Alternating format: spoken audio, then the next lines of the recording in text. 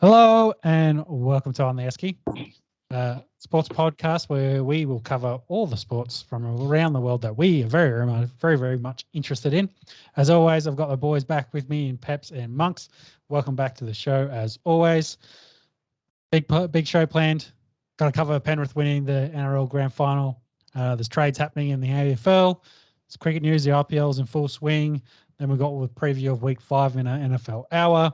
And then we've got a final round to cover off the UFC fights, the upcoming boxing card, EPL with the soccer, and a little few other things as well to throw in there. As always, there's timestamps for those sports, as mentioned, down below. Feel free to jump ahead to anything you'd like to listen to. And if you do like listening to this content, please consider giving us a subscribe. That's on the right there somewhere. And we are continuing our lockdown series, of course, as you can tell by the fact that we're not together in the studio yet. I'm all by my lonesome. But with the restrictions starting to eat us up in the country, we will hopefully get back in together and by the end of the month in the next couple of weeks, which will be good to finally get all the boys back around the table and dribble about some sports. How you boys been? How's your week been? Yeah, pretty good, mate. Looking forward to these last few lockdown eps and getting back into the studio. I'd imagine the sound quality improves a bit and the dribble remains about the same. So looking forward was in the flesh, but tonight via the webcam will do. How's your week been, mate? Yeah, not too bad. I got my second vaccine shot today, so I'm all geared up for that 5G. Hopefully should be getting good reception. Hopefully my audio is a little bit better tonight off the back of that. You hearing Bill Gates yet? No, not hearing any voices in my head. Well, at least not Bill Gates just yet. But yeah, we'll see how we go. I always hear Bill Gates, but it's that video when he goes, you know I can jump over a chair, and he jumps over a chair and gangster music plays, and that's generally the only time I hear Bill Gates' voice. Yeah. With that, I think we need to start talking about some sports, and we're going to do our usual shout out beer out for the week. And we've gone with a bit of a medical physio theme for our shout out beers. Marks, do you want to kick us off? Yep, yeah, so it is a little bit medical. Mine's a little bit lighthearted, also a little bit feel good in a way, I guess. I'm going to shout a beer to all of our colourblind rugby union listeners and fans out there. World Rugby has announced as of the 2027 World Cup, red and green kit clashes will be banned. So that's going to affect about 8% of males and 0.5% of female rugby union fans around the world who are red and green colourblind, which is the most common type of colourblind. So this was announced last month as part of World Rugby's, announcements during Colourblind Awareness Day. So don't know how that flew under our radar. But yeah, and then it will eventually filter through to equipment colours, stadium colours, and also all levels of the sport. So I suppose in terms of international games, it would be games such as Wales and Ireland, who would have to probably change up their kits. So to all of our colourblind rugby union fans, or probably one of them, next beer's on me. Yeah, I was going to say, for those 10 people, this is a great initiative for them. No. You boys have forget that rugby is still a legitimate sport in New Zealand and in the British Isles, growing in popularity in Argentina. Unfortunately, here, starting to struggle a little bit. Shout out to Chris Pappas, fan of the Esky, mate of ours. He's red-green colourblind, I believe. So maybe might be better viewing for him in 2027 when this gets implemented. 6 years down the track. I find it funny, Monks, that you chose this for your shout of beer, and when Australia plays a test match on the weekend, we tend to miss it. So well done picking up this one for all our colourblind friends out there. Exactly. It did just come across my news desk as we were logging on, so sorry if I didn't get all the facts straight, but yeah, I thought it was a little bit interesting, a little bit funny, a little bit cool. A little bit quirky. I like it. I like it. So going from people that are colourblind by birth to people that like to just get blind on occasion, myself over here, I'm going to stick with the medical theme that we've got tonight. I'm going to shout out Stefania Bell, a beer. I think she's more of a wine girl, actually. So she wants a glass of a nice Chardonnay. It can be on me. She's a 49ers fan, and she's actually very well learned a physio by practice. But she's given up the textbooks and the human skeletons and the patients to take up her dream job as an NFL fantasy analyst. She's actually done it for quite a few years for ESPN's NFL Fantasy Focus show, and essentially she gives all the updates on the injuries throughout the week, and guides your fantasy team. That's why I'm so successful at our in our fantasy leagues. I'm currently 2-2 in our league and 1-3 in our other league. Thanks very much, Stefania Bell. Without your help, I'd probably be 0-4 in both. So shout out to you. Thank you, Peps. Is this where you're going to take your medical degree as well, Peps? I was saying it to Sarah. I was saying it to my wife during the week. I said, "Look, guys, I don't want to, count my chickens before they hatch. But touch wood, I do finish off my physio degree and then land a job with ESPN or possibly an independent podcast, just doing the injury updates week by week. That'd definitely be a bit of fun." And following that same theme there from Pepe, I want to shout out the NRL physio on Twitter. He's actually done some really good research and been tracking the injuries all season. But these are the ones I wanted to bring up. For this year, and I'll read the stats out, there were 77 major injuries in the NRL. So that was where an injury that lasted more than 5 weeks for recovery. That was compared to an average of 54 to 55 for the last 3 years, so significantly up for that. There was 124 failed HIAs for a 4.7 average, compared to the last 5 years average. Besides that, it was 94, so again up, and that was a 3.5 per round. A total of 120 games were missed due to concussion versus an average of 33 for that same 5-year period beforehand. What was interesting, there was only a 36% HIA fail rate this year compared to the 38% average from the previous 5 seasons as well, which kind of shows there was definitely a lot more HIA assessments done this year versus previous years, but also that there was significantly more recovery time allocated for that as well. So it's quite interesting. I think part of it reflects on, hey, the game maybe was a bit more high fatigue, more injuries involved, getting, like a 30-40% increase in major injuries across the league from previous is a pretty significant number. You test for more concussions, you're going to find more concussions, so that kind of makes sense from that regard. But it was interesting stats. Maybe, again, more tired arms, more loose tackling technique, more concussions. So be interesting to see how that average goes going forward. I do wonder if it's more concussions or they're being, they're taking it under the magnifying glass and saying, look, once there is a HIA that's failed, considering that the rates didn't really increase, but we had all these extra rounds missed, are people taking longer off to recover from their HIAs? And B, are they just picking it up more often? Something that, and we speak about it, on the potty before, but something that used to be, sniff some bath salts and get back out there, shrug it off kind of thing. They do treat it a little bit more seriously these days. The weird thing is that the high increase in injuries, 77 injuries over 5 weeks out.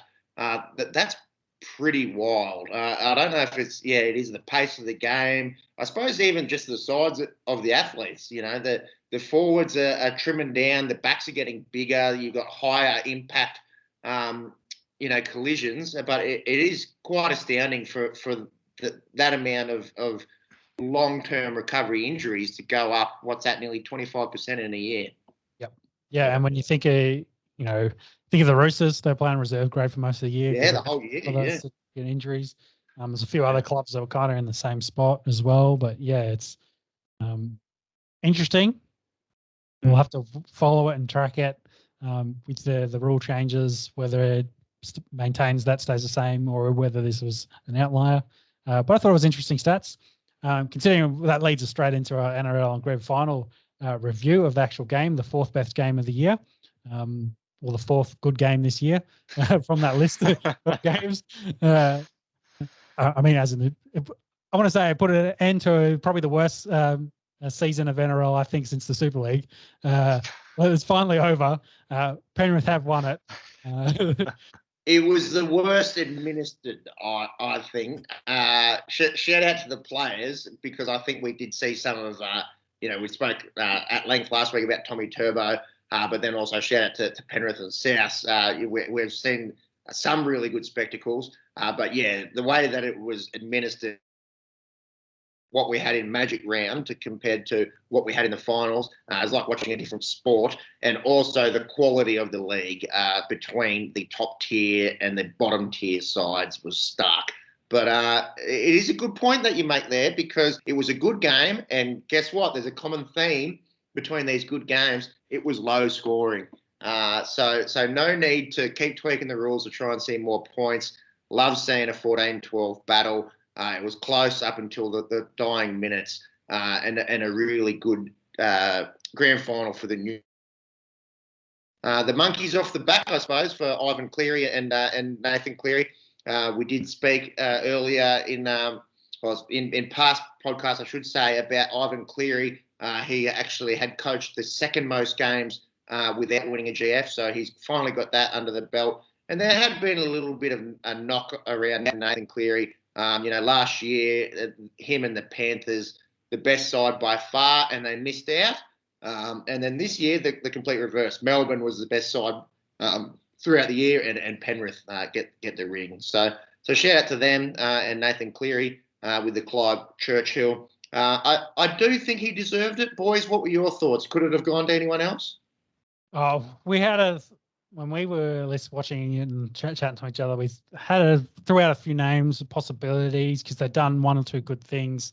But for consistency throughout the full 80 minutes, Nathan Cleary was probably the best man out there. When you talk about a defensive battle that was low scoring, that had to be a lot of grinding game management. Well, who do you look at? You look at Nathan Cleary for putting Penrith in the positions they needed to be able to win it. Like, if South had won it, Cody Walker probably makes sense for some of his brilliance and some of the tries and the attacking that they kind of pushed in that last 20 minutes to even get them close to winning this game. But if you had to pick someone from Penrith, maybe you pick Crichton for his game-winning interception. But outside of that, that's one moment. The Clyfield's got to go to a collective effort for the full 80. And I think Nathan Cleary is a fair assessment and a fair pick for that. Yeah, I think it was his kicking game which kind of separated the sides there. Monks, did you have any thoughts on that? Cleary deserving, do you think? Yeah, definitely. I think just, like Sean said, his game management and his kicking game definitely meant he deserved it. I think looking at stat lines, Toto had a pretty outstanding game for Penrith as well, so he's probably would have been the other shout for me. But yeah, again, I think everyone overlooked forward back for Penrith. That was if I had to pick someone else, I'd probably go through those statistics more detailed and see who made 40 plus tackles, who made the most hit ups, the most run meters, and then you could say, well, hey, that's probably where the game was won, was there. So maybe that's and those guys do all the hard, gritty work, but they don't get the reap the rewards very often. True, although did one in particular stand out from the others? I suppose that might be the thing there. Just going back to your point there around Toto, I think he had 238 run meters. Didn't get a meat pie, which is unusual for him, but always tops the run meters. Does an unbelievable amount of work for a wing. Pop the question to the misso. So he had that on the back of his mind the whole game. I don't know how you concentrate and arguably be one of the best players on the paddock, and then dropped the knee and proposed, and she said yes. So congrats to Brian To'o. No knock on the misso, and I say this just because of my own sort of man crush on Brian To'o, and even if it was, say, Giselle Bundchen that he had been proposing to, I would still say that she would be punching above her weight with Brian To'o. Big fan of the man. He's got that cute smile, and he's had a breakout year. He's got a NRL GF under his belt, a State of Origin win under his belt, and for mine, the best winger in the comp by far this year. Yeah. So I was just doing some quick and big congrats to him as well. I would have been interested to see what happened if they had lost, whether he'd still have gone through it or not. Hey, enter for them, and he had a great match as well. Looking at the statistics for defence, Appy Coruscant probably could have got a shout. 51 tackles made for the match. Someone that probably went out a bit under the radar that had, because he plays second row, Kurt Capewell. The made 40 tackles, had a bunch of meters. Played overall pretty well. So it'd be, Isaiah Yeo, another one, heaps of hit ups, heaps of meters. And no knock on those guys, but does Penrith win without one of those players? Possibly. Does Penrith win without Cleary? No. I think that's the answer. I agree with you. And you bring up a really interesting question. Do you think Latrell makes a 2-point difference? Yeah, it would be very interesting to to try and imagine what could have happened had Latrell been there. We did speak about it last week that no one really expected them to make the GF without their best player. So you could imagine the way that Cody Walker was setting up guys and getting them into space. Latrell sort of makes his own space. If Cody and him were to link up there, possibly we would be talking about a South Sydney premiership. And that's something that Latrell's got to think about. We all saw in Origin. We've seen him, coming through the ranks as a chook and at South City the last few years. One of the best players in the game. Just has to kind of get rid of this brain explosion stuff. Was suspended for what it's ongoing into next year. Yeah, matches I think in total. Yeah, and I think with his earlier suspension in the year, I think spent like 10 weeks suspended this year. So a little bit too much out of a player of his caliber. So it is a little bit of shoulda, woulda, coulda, I guess, for Latrell and South fans. If he'd been involved. Well, luckily for him though, he's still 24, so he's got plenty of time left in the league. Big time. So you go. Yeah, that's right. Some other notes from the game, of course, it did happen. Suncorp. They did have good crowds. Queensland was very good, and they didn't have any community transmission the 2 days leading up to it, which was excellent news. We were very worried that they'd go kind of the way that we went and kind of the way Melbourne went with their AFL parties and their case numbers where they're currently at. But hey, it went on. The game kicked off, of course, with Matt Burton scoring the first try with a luau assist. He had a very good night. Be interesting to see how he goes at the Dogs. Johnny, of course, had a car going across there. Cody Walker then scores that unbelievable try to get through, and you can see how dangerous he is. Kind of forgotten man a little bit as well this season, I reckon, with how good he's played all season. With, of course, Leo playing next to Cleary all season and makes a challenge. But there's talk that, with Munster's nose candy deal, he's going to probably miss out playing for Australia if there's any international games. That Cody Walker could potentially be your 6. It seems unlikely that any rugby league internationals will go ahead. But yeah, you are right. Cody came third in the Dally M. One of the best seasons ever, I think, from a 5'8", and was really, that close to being a Clive Churchill medalist. I think was by far and away South's best player in this game. Yeah.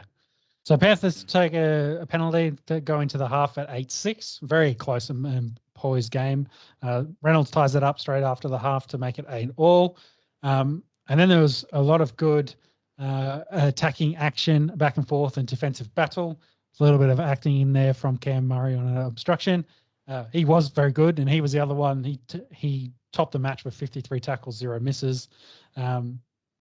Peps, what are all the memes about for Cameron Murray? Well, I'm not going to argue with him. He's a good-looking rooster. And I've seen some sort of memes where they're like, the first box is, how hot is she? And then they've got a picture of Cam Murray, and then it's the response is not that hot. He's a good-looking rooster. He was phenomenal. And again, we speak about this imaginary Australian Kangaroos team that we should really be talking about. If it wasn't for the Coco world that we live in, he would be a shoo-in in that side. He just keeps getting better and better. And with Reynolds going next year, I wouldn't be surprised if Cam Murray is the captain of South Sydney next year. Yeah, and we'll get to Benji as well, the other senior head in that team. Maybe Cody Walker gets a shout, but maybe be interesting to see that team gets put together. To finish off the game, the big moment, of course, as I mentioned before, was the intercept. I kind of felt that Souths might have had a little bit of momentum. It was very much a back and forth battle, but they kind of rising to the occasion, looked more attacking than the Panthers did at the point. But Crichton snuffs that out, gets the big intercept, runs away, scores under the posts, makes it 14-8. When you start thinking about, hey, Souths need to try to get back in this game, who do you think about getting tries? You think about Alex Johnson with 29 on the season. And, of course, he does score in the 75th minute. Great setup by Cody Walker going to the left there, puts him over. But we've got to talk about Reynolds. He had the game-tying conversion from right on the edge of the sideline. He started it off right. It was coming back, didn't come back far enough.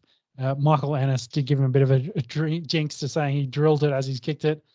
But you know what that was when you have a little putt in golf and someone goes, yeah, that's in, and then it just flips out, and you just go, oh, that wasn't my bad putting, that was you dickhead on the jinx right there. And I tell you what, it did kind of look like it was going to swing back, and it gives some kind of Jonathan Thurston vibes from that 2015 Grand Final.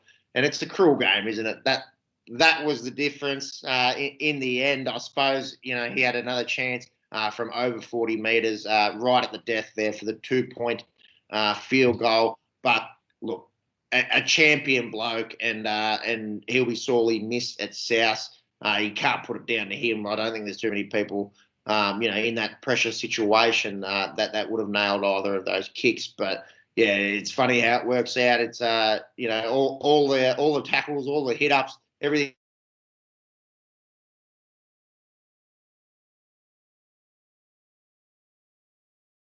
Point. So yeah, and that 2-point field goal as well makes it was a rushed attempt. Like they didn't really set up for it, and they kind of realized they're running out of time, and he just whacked it on the boot, hoping for the best, and it barely made it 30 meters and was off to the left, like it was just low, just miskicked it, and you worry about he's missed that opportunity. South's a missed opportunity. It's going to be interesting. That Brisbane team next year, they does have Capewell and Ryan James go up there, so hopefully they'll start to improve up the ladder. Be interesting to see where Souths end up, because they lose him, they lose Benji. Yeah. I think they lost. I think James is gone. And Burgess going to the Dragons. So just right there, there's a fair few blokes out the door. Who's going to play 7 is the big question. Will Blake Taff go to play 7, or perhaps some kind of iteration with him and Cody Walker in the halves? It kind of does feel like they've kind of missed their opportunity now. And look, anything can happen. But I think there probably is that feeling amongst South Sydney fans. A lot of them who don't really understand this Reynolds, getting, letting a club legend go, it probably will leave a little bit of a sour taste in South Sydney fans' mouths. I think their concern with the club was his legs, because he's had multiple leg or like niggles and injuries throughout his career. Long term throwing a deal at him, and they wouldn't give him anything decent. So it was like, stuff you. And then Brisbane was like, here's a 3-year deal. He's like, that's what I wanted, long term security. So I'll take that. Yeah. Will he be able to turn the corner at Brisbane there? I tell you what, and something that we don't, I hadn't really considered until today. Tony Staggs, he played a handful of games this year, four or five perhaps. Will he play 6 with Reynolds at 7 next year, or do they have him in the centres and either Albert Kelly or Tyson Gamble with Reynolds? Again, all of this, and we've spoken about it before on the Esky, very conducive to introducing another Brisbane team who could be a legitimate rival straight away. Yeah. Thank you for the segue, because that kind of leads into the story with the NRL. Kind of came out some news that they'd, it sounds like upped their deal with Foxtel, because they had a $1 billion deal through to 2027 for television rights. So whatever that breaks down over the 8 years, 8 seasons. So what is that, 120 mil a year kind of thing? Quick math. So with they've renegotiated that deal to potentially free up another 100 mil. Wasn't sure if it was 100 mil extra now or over the lifetime of that deal, which again is probably another 12 mil every year, which essentially guarantees that, hey, we can now afford an expansion team. Supposedly the league made 50 mil in profit this season as well. Thank you, Queensland government.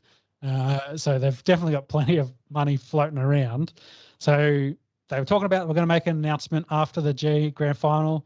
There was chat today that a decision to introduce a 7 team has essentially been rubber stamped by the ARLC. And they had a meeting with all 16 clubs to say this is the plan, and they've gone, yep, that's good. So sounds like there's a meeting tomorrow, so Friday our time, to have a look at all the bids and essentially pick one. All money is on Redcliffe being the winners, the Redcliffe Dolphins. But they've been told they can't be Redcliffe going forward because Redcliffe, I think, has got a population of 56,000 people. They need to have Brisbane in the title somewhere so they can build up that rivalry with the Brisbane Broncos, of course. So whether they become the Brisbane Dolphins or the North Brisbane Dolphins, it'll have Brisbane in it at least. They potentially probably stay the Dolphins because I think the lower grades, all the grades underneath the NRL team will still be Redcliffe related and still be Dolphins related. So it's, be interesting. That's all male. I think the Firehawks and Jets have kind of, second and third now that they like Redcliffe. They like Redcliffe giving big money in their coppers. We'll hopefully see the Brisbane Dolphins or North Brisbane Dolphins joining the competition from 2023 with maybe Cam Munster at 6 and Wayne Bennett as head coach.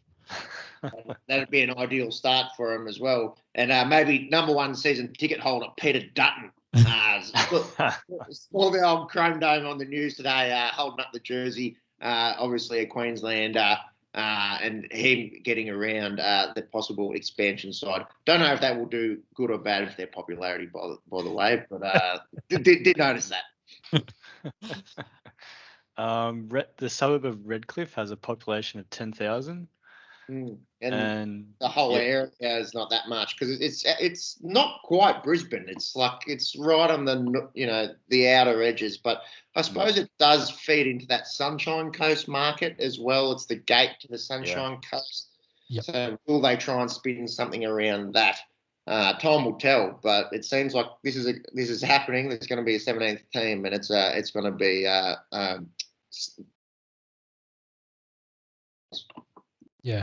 So the final bit of NRL news we need to cover off, and we mentioned before, was the retirement of Benji Marshall after 16 seasons in the top grade, 346 first grade games, the 8th most games ever. He did, of course, win that 2005 premiership with the flick pass that I think everyone remember him for with the Tigers, and he had 201 games with them.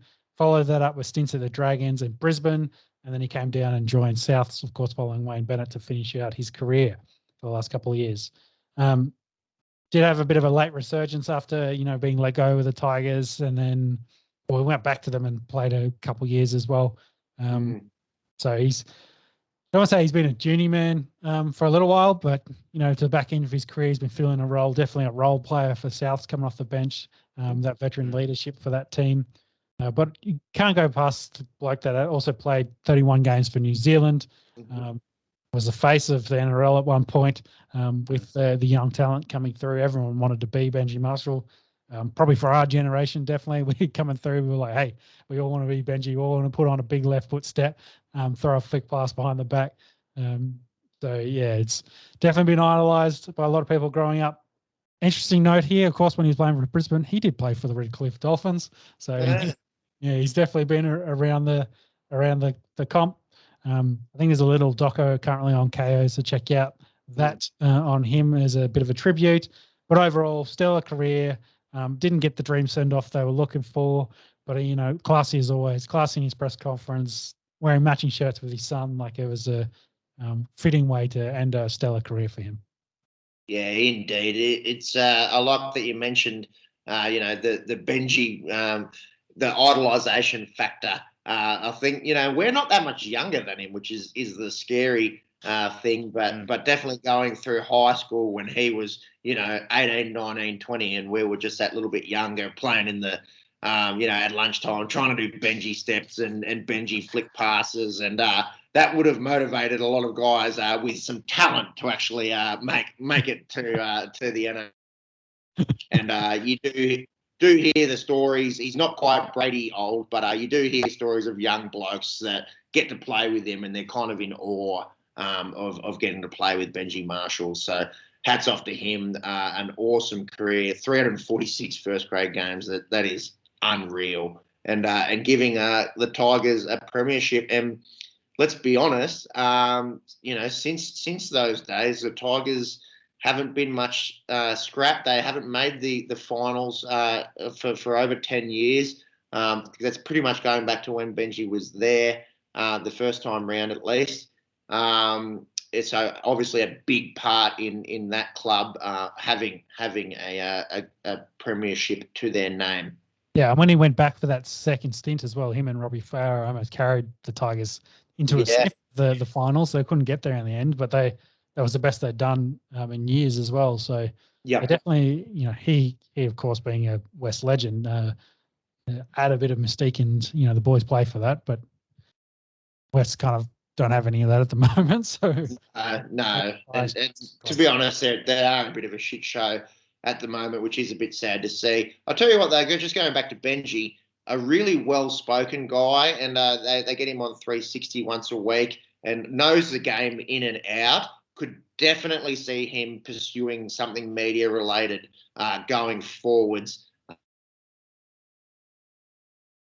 Of Jonathan Thurston and Cooper Cronk come into the media. Cameron Smith's had a bit of a role as well in the podcasting world, and also in some commentary. But I would love to listen to Benji and get his insights. A very articulate man, and think he'd have a lot to offer from the commentary box. Yeah, definitely, especially when they start doing international games again. Like, he's going to have that New Zealand perspective, and maybe some New Zealand bias in the commentary room would be okay over the full squad of Australians. Yeah, talking about his youth days playing for Whakatane back in. And with that, I think that wraps up the NRL chat for this week. And I just wanted to go back. Oh yeah, just back to Melbourne here, boys. Put together one of the best seasons ever. Yep. Obviously didn't make the big dance. Were favored in the preliminary final. Went out to Penrith. Panthers get revenge, etc., etc. Where do we see them next year? Because they're going to lose Nico Hines, who had a breakout year and was, frankly, one of the best players in the comp this year. Addo Carr, one of the best wingers getting around, and apparently a real character around the club. And speaking of Dale Finucane, who's an old head and very wise. We spoke earlier about Munster possibly linked to a new franchise. could this be a downturn in the Melbourne Storm, or do you think Bellyache and their systems in place, they just continue to be a red hot side next year and going forward? Yeah, they'll win the comp next year. But I was just thinking about it. Like, when you talk about Addo-Carr, and then I was thinking about, when have Melbourne ever had bad wingers? Yeah, never. They've always. You go back to Vunivalu, Korobidi. Matt King, keep going back. Like, I couldn't think of any. So, since Craig's been there, they just churn them out. Yeah. And wingers probably don't win you a comp either. But I do think, like, the whole accumulation of losing Finucane and Hines, and if Munster was to go the year after, who knows?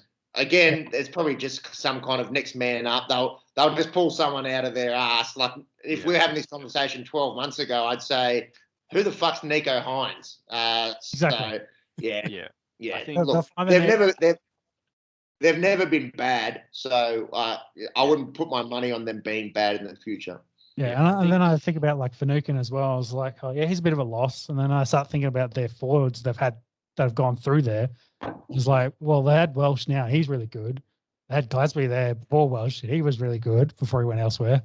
And then you just go through the list. Like, every time they roll someone over, they just manage to replace them with, let's call them role guys that actually do a really good role and then insert themselves into the upper echelons of elite talent within the NRL. Hey, we've said it. As long as Craig Bellamy's there, you can put money on them every year to potentially win the comp because, more times out of, I don't want to give a stupid statistic like 9 times out of 10, but more times than not, they will end up being in the grand final and winning the comp. So, yeah. I think Roosters are probably a pretty good indicator of what could potentially happen for Melbourne next season. I don't think they do any worse than what Roosters did this season. But yeah, just like the Roosters, they've got a good system in place. They've got the brown paper bags in place. They'll be able to make it work next year. Allegedly, Monks, allegedly. Except for those times that they did get caught and they got stripped of premierships. Yeah. You got to remember, take the Roosters, for example. They finished, fifth overall with a reserve grade. Reserve grade side all year. Yeah. So I think Melbourne can definitely turn out talent like the Roosters can, and they've got Craig there as a coach. They'll win football games. Yeah. They might not win 19 or 20 straight like they did this year, but they'll still be very good. They'll be very good, and it doesn't matter if you finish first, as long as you're kind of in that 4, you're always going to be within a shout of winning the comp. For sure. I think we've spoken about it before on the Esky, but maybe the 17th and 18th sides in the league should just be Melbourne reserves and Roosters reserves. Yeah. Well, if you're still going to recruit, start there. See if you can nab some guys on cheap deals and see what you get. Indeed. Yeah. All right, so let's flip codes. We're finished with the NRL, and let's go to the AFL. No games, of course, they're in the off season, but it's the trade window. But before we get to trades, we've got to talk about Toby Green, of course.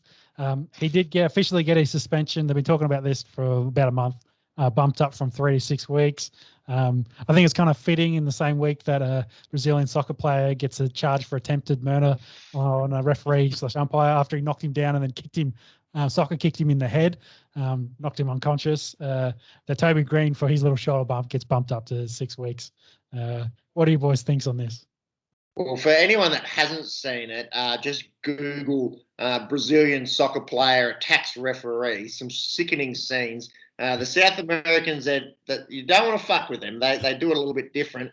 This was about 14th division game in Brazil, and there was riot police there ready to run out. And when I say run, they did run out. It was more like a brisk walk.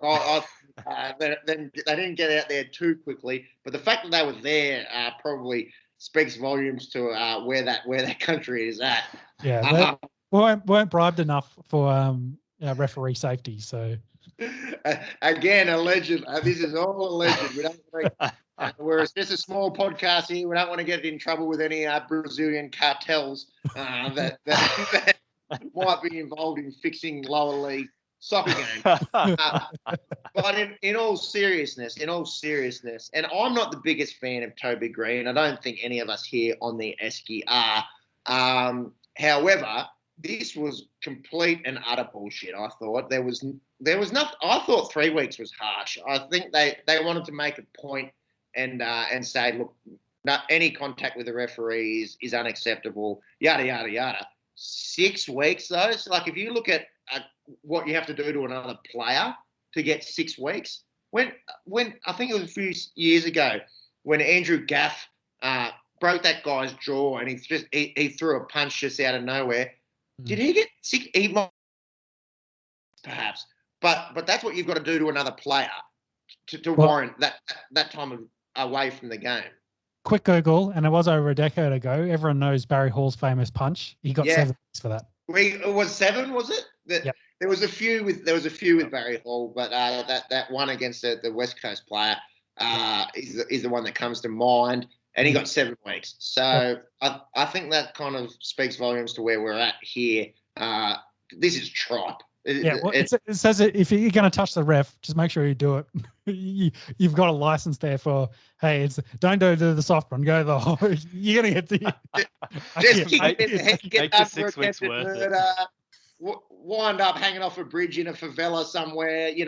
Do it properly. Is the 6 weeks just part of the process? So he's obviously gone in and appealed it, and because he's appealed it and it has been denied again, they tack on. They double the The league wanted to suspension make it a gender. They're like, hey, you've touched a ref, that's 6 weeks. I think it was an appeal. There was some sort of appeal involved, and because he fought it, he got longer. I do believe that is a thing. But we did see Gillon McLachlan come out and say straight afterwards that they were seeking further punishment. True. Look, I did say before, Toby's probably not in our top 10 favourite players list. Undeniable his talent and what he means to that side. But you do feel for the bloke here. He's been absolutely dudded. Yep. Well, what it ends up being an extra 3 week suspension for him. So he'll miss 3 weeks next season because he's already served half his sentence.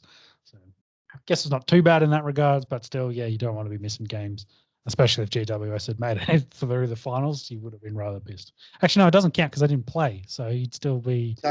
So he caught what? So he got rubbed out of their finals loss to Geelong. So he's already served 1. So he will have to miss the first 5 weeks of next year. Quick math.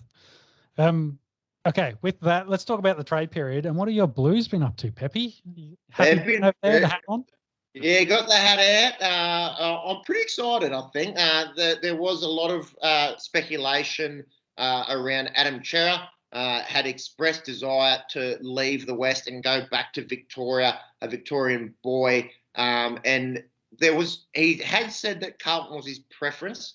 Not sure if there's some kind of family connection there or what the go was. There was a lot of talk that Essendon might be in the hunt, but it turns out, as of today, Adam Cerra is a Blue. He was the 5th overall pick back in 2017 and has done very, very well for a youngster over there at Freo. Was 3rd in their BNF in 2020 and 5th this year. And you throw him in the midfield that already has Walsh and Cripps. You'd imagine that Carlton are going in the right direction. They did trade Sam Petreski-Seaton, kind of the exact opposite. Wanted to go back to WA, a Western Australian growing up, but they traded him to the other Perth team. He'll be a West Coast Eagle, and he was a former 6th overall pick. Yep. Quite different to Cerra, hasn't quite lived up to the expectation. Whether or not he was getting played possibly out of position. That he got selected to be an inside midfielder, and I don't really know if he is an inside midfielder. He kind of gives me goal sneak kind of vibes. And in return, get this is very Carlton-like. So they traded away their former 6th overall pick for pick 52. So very Carlton deal right there. The deal did also involve trading that on to the Western Bulldogs for Lewis Young. He's a key tall defender, has played a little bit of ruck, but hasn't had much of a go with the Dogs. I haven't seen too much of him. He's only averaged about 4 or 5 games a year in the AFL, so not really sure what to expect out of Lewis Young, but very happy as a Blues fan to secure the likes of Shera. Looking forward to next year. Yeah, and adds a few extra pieces for Vossi to play around with when he gets into the club. So yeah, well, that's right. New coach, new gun, young midfielder. Everything's going up Millhouse. So then, what's been going on with the Doggies? They've acquired Tim O'Brien from Hawthorn. Yeah, so just mentioned them giving up Lewis Young. They've brought in Tim O'Brien, similar kind of bloke, but with a lot more experience. He's been playing like as a swingman. I think there was a game this year, he kicked 4 for him when he went forward. A really good mark of the ball, took one of the marks of the year. But I think they will take him back. We did see some deficits this year in their tall defenders. Alex Keith, a really good tall defender, but probably needs a little bit of help back there. I imagine he goes back to be key defender number 2. So the Dogs have picked him up. And the other thing that's happened from the Dogs is Pat Lipinski has requested a trade. He will go to Collingwood most likely. It's confirmed that he is leaving the Bulldogs. He's just got to put pen to paper, I believe, with the Magpies. That will probably come to fruition in the next few days. And he's a really talented midfielder. Don't let this fool you. He played 11 games this year and 4 were as a medical sub, so he essentially played 7 games this year. But because he just can't quite crack into the Western Bulldogs midfield, which we were talking about, is one of the best midfields in the competition. You'd imagine he goes to Collingwood and has an immediate impact.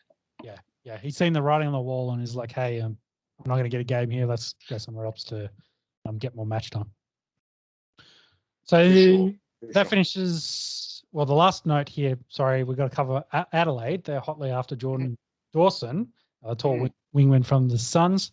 As a bit of last note of what's happening in the trade window, they're trying to track him down. Dawson originally from South Australia. Of course, like most of these guys, have decided stated a desire, to return home.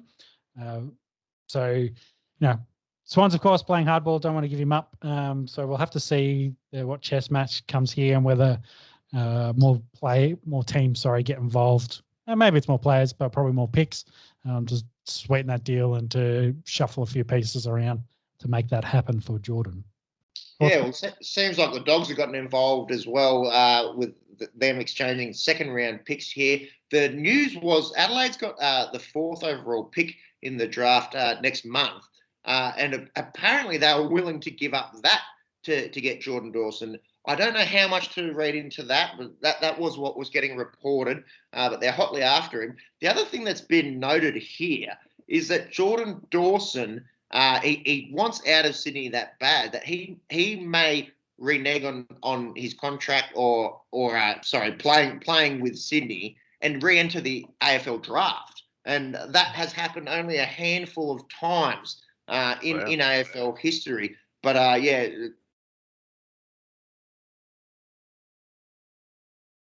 So it'd be interesting then to see whether, it'd be funny if he re-enters the AFL draft and then he comes back out and they GWS pick him as an example.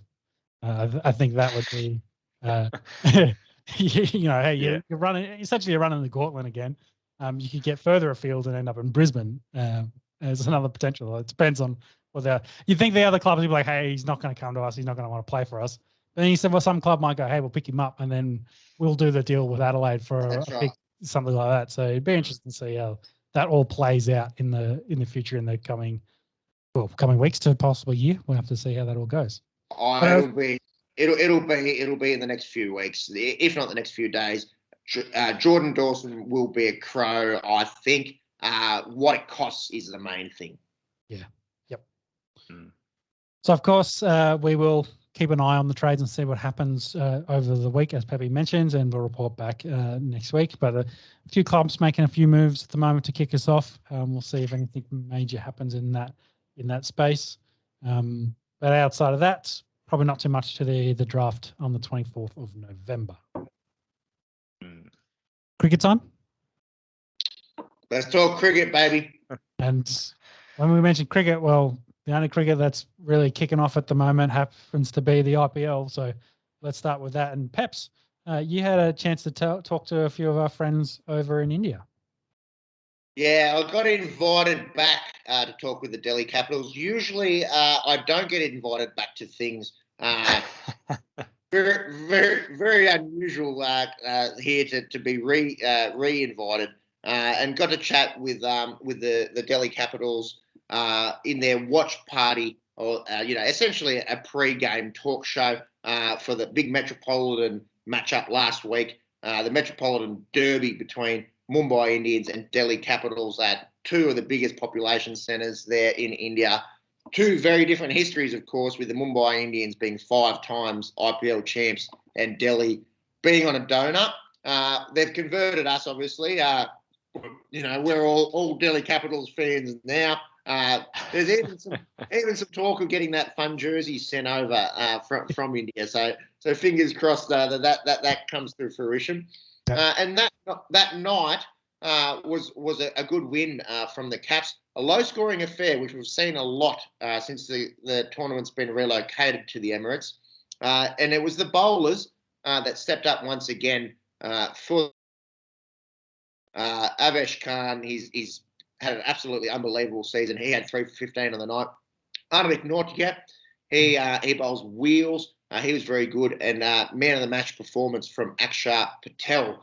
They restricted Mumbai to just 129. And after an ordinary start, which saw our Steve Smith bat 3, not score many runs, and get dropped for the next game, unfortunately, that Rishabh Pant and Shreyas Iyer went out there and got them home. The Capitals also had a win over, and this was a clash between them and the Chennai Super Kings. And a very similar game, actually. They bowled first, they pegged them back to just 136, and they got the runs in the last over.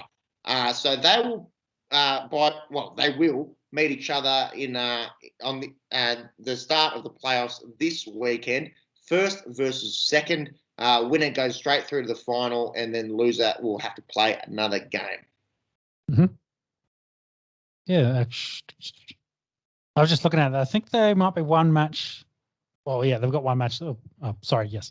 They've cemented their spots, of course, as Pep said. Yeah. So they will face off against each other. The list I'm looking at hasn't officially listed them as, hey, they're going to kick off playoffs, but each of them with a match remaining from today and tomorrow. When the finals kicks off on Monday, they will be facing off against each other. Yeah, and they'll be 1 and 2. There's no home ground advantage really, so it doesn't really matter where they finish. And then Royal Challengers Bangalore have got 3rd wrapped up. Speaking of them, Glenn Maxwell, he's in outstanding form. We spoke briefly about him last week, but since then he's added another 50 and a 40. So he's had a run where he's had 3 50s and a 40.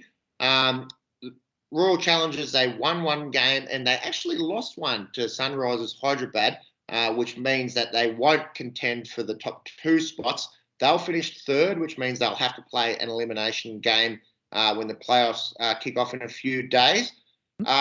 Just in terms of the World Cup, boys, great to see Maxi finding some form. He's, doing typical Maxwell stuff, switch hitting, playing shots which no one should be able to play, but he is able to somehow, which is good to see considering he had a bit of a lackluster IPL last year.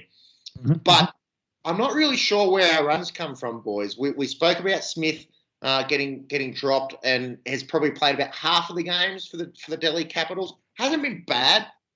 He's averaging about 30. He strikes just under 120. Hasn't been bad. But outside of that, with the T20 World Cup knocking at the door, Stoinis hasn't been getting a gig since the resumption of the competition with the Delhi Capitals. Finch is injured and not there. And Davey Warner hasn't played this last week. And I don't think I don't think he'll ever play again for Sunrisers Hyderabad. So apparently wasn't even at the game their most recent game. They're obviously in the bubble there. I don't know if he elected to or if the team suggested it. He just stayed in the hotel when the team went out to play. Yeah, well, let's talk about that now because they have been really bad. They've only won 3 games so far. And I think, and as the note kind of mentions here, besides they had a reshuffle at the auction, the stuff that went down just before COVID hit the IPL in the middle of the year, the whole infighting with David Warner picking the side, not being able to pick it, the whole politics and all that stuff, I think it just broke the club. So, broke the team, either the chemistry. It's just not there. It sounds to me like guys are just punching in for get paychecks and then they'll finish up and then they'll sort it out and have to retool and figure it out for next season. But yeah, I think David Warner's not going to play again this season, probably not going to play again for these guys. Maybe gets picked up, goes elsewhere. But yeah, I think there's been a lot of stuff that happened in the locker room, in the back rooms, that's then affected their play, and that's why they've been playing so badly. To answer your other question, Peps, before we jump in, where do our runs come from for Australia in the T20? At the moment, it sounds like Glenn Maxwell and Mitch Marsh. They're the only ones in form, so we'll have to hope for the best. Maybe they can put some tidy scores on us because everyone else seems to be struggling or hurt. Yeah, very worried about this upcoming T20 World Cup. Let's put it that way. What else did we get? Oh, yes, Ruturaj Gaikwad. Remember that name, boys. He is coming second in the run scoring tally, just behind KL Rahul. He did briefly have the most runs throughout the week before being overtaken by KL Rahul, and that's off the back of 101, unbeaten 101 off just 60 balls.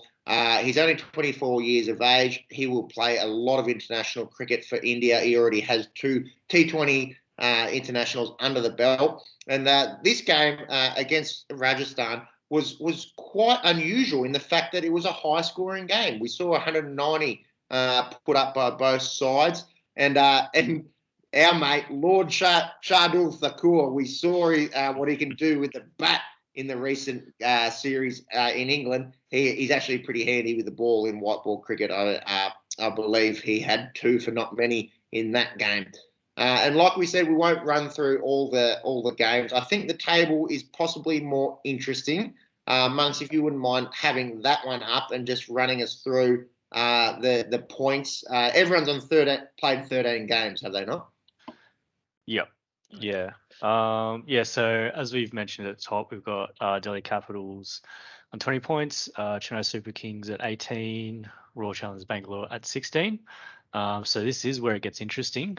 So currently sitting in 4th, we've got Calcutta Knight Riders at 12, Mumbai Indians in 5th, also on 12, just behind on that run rate.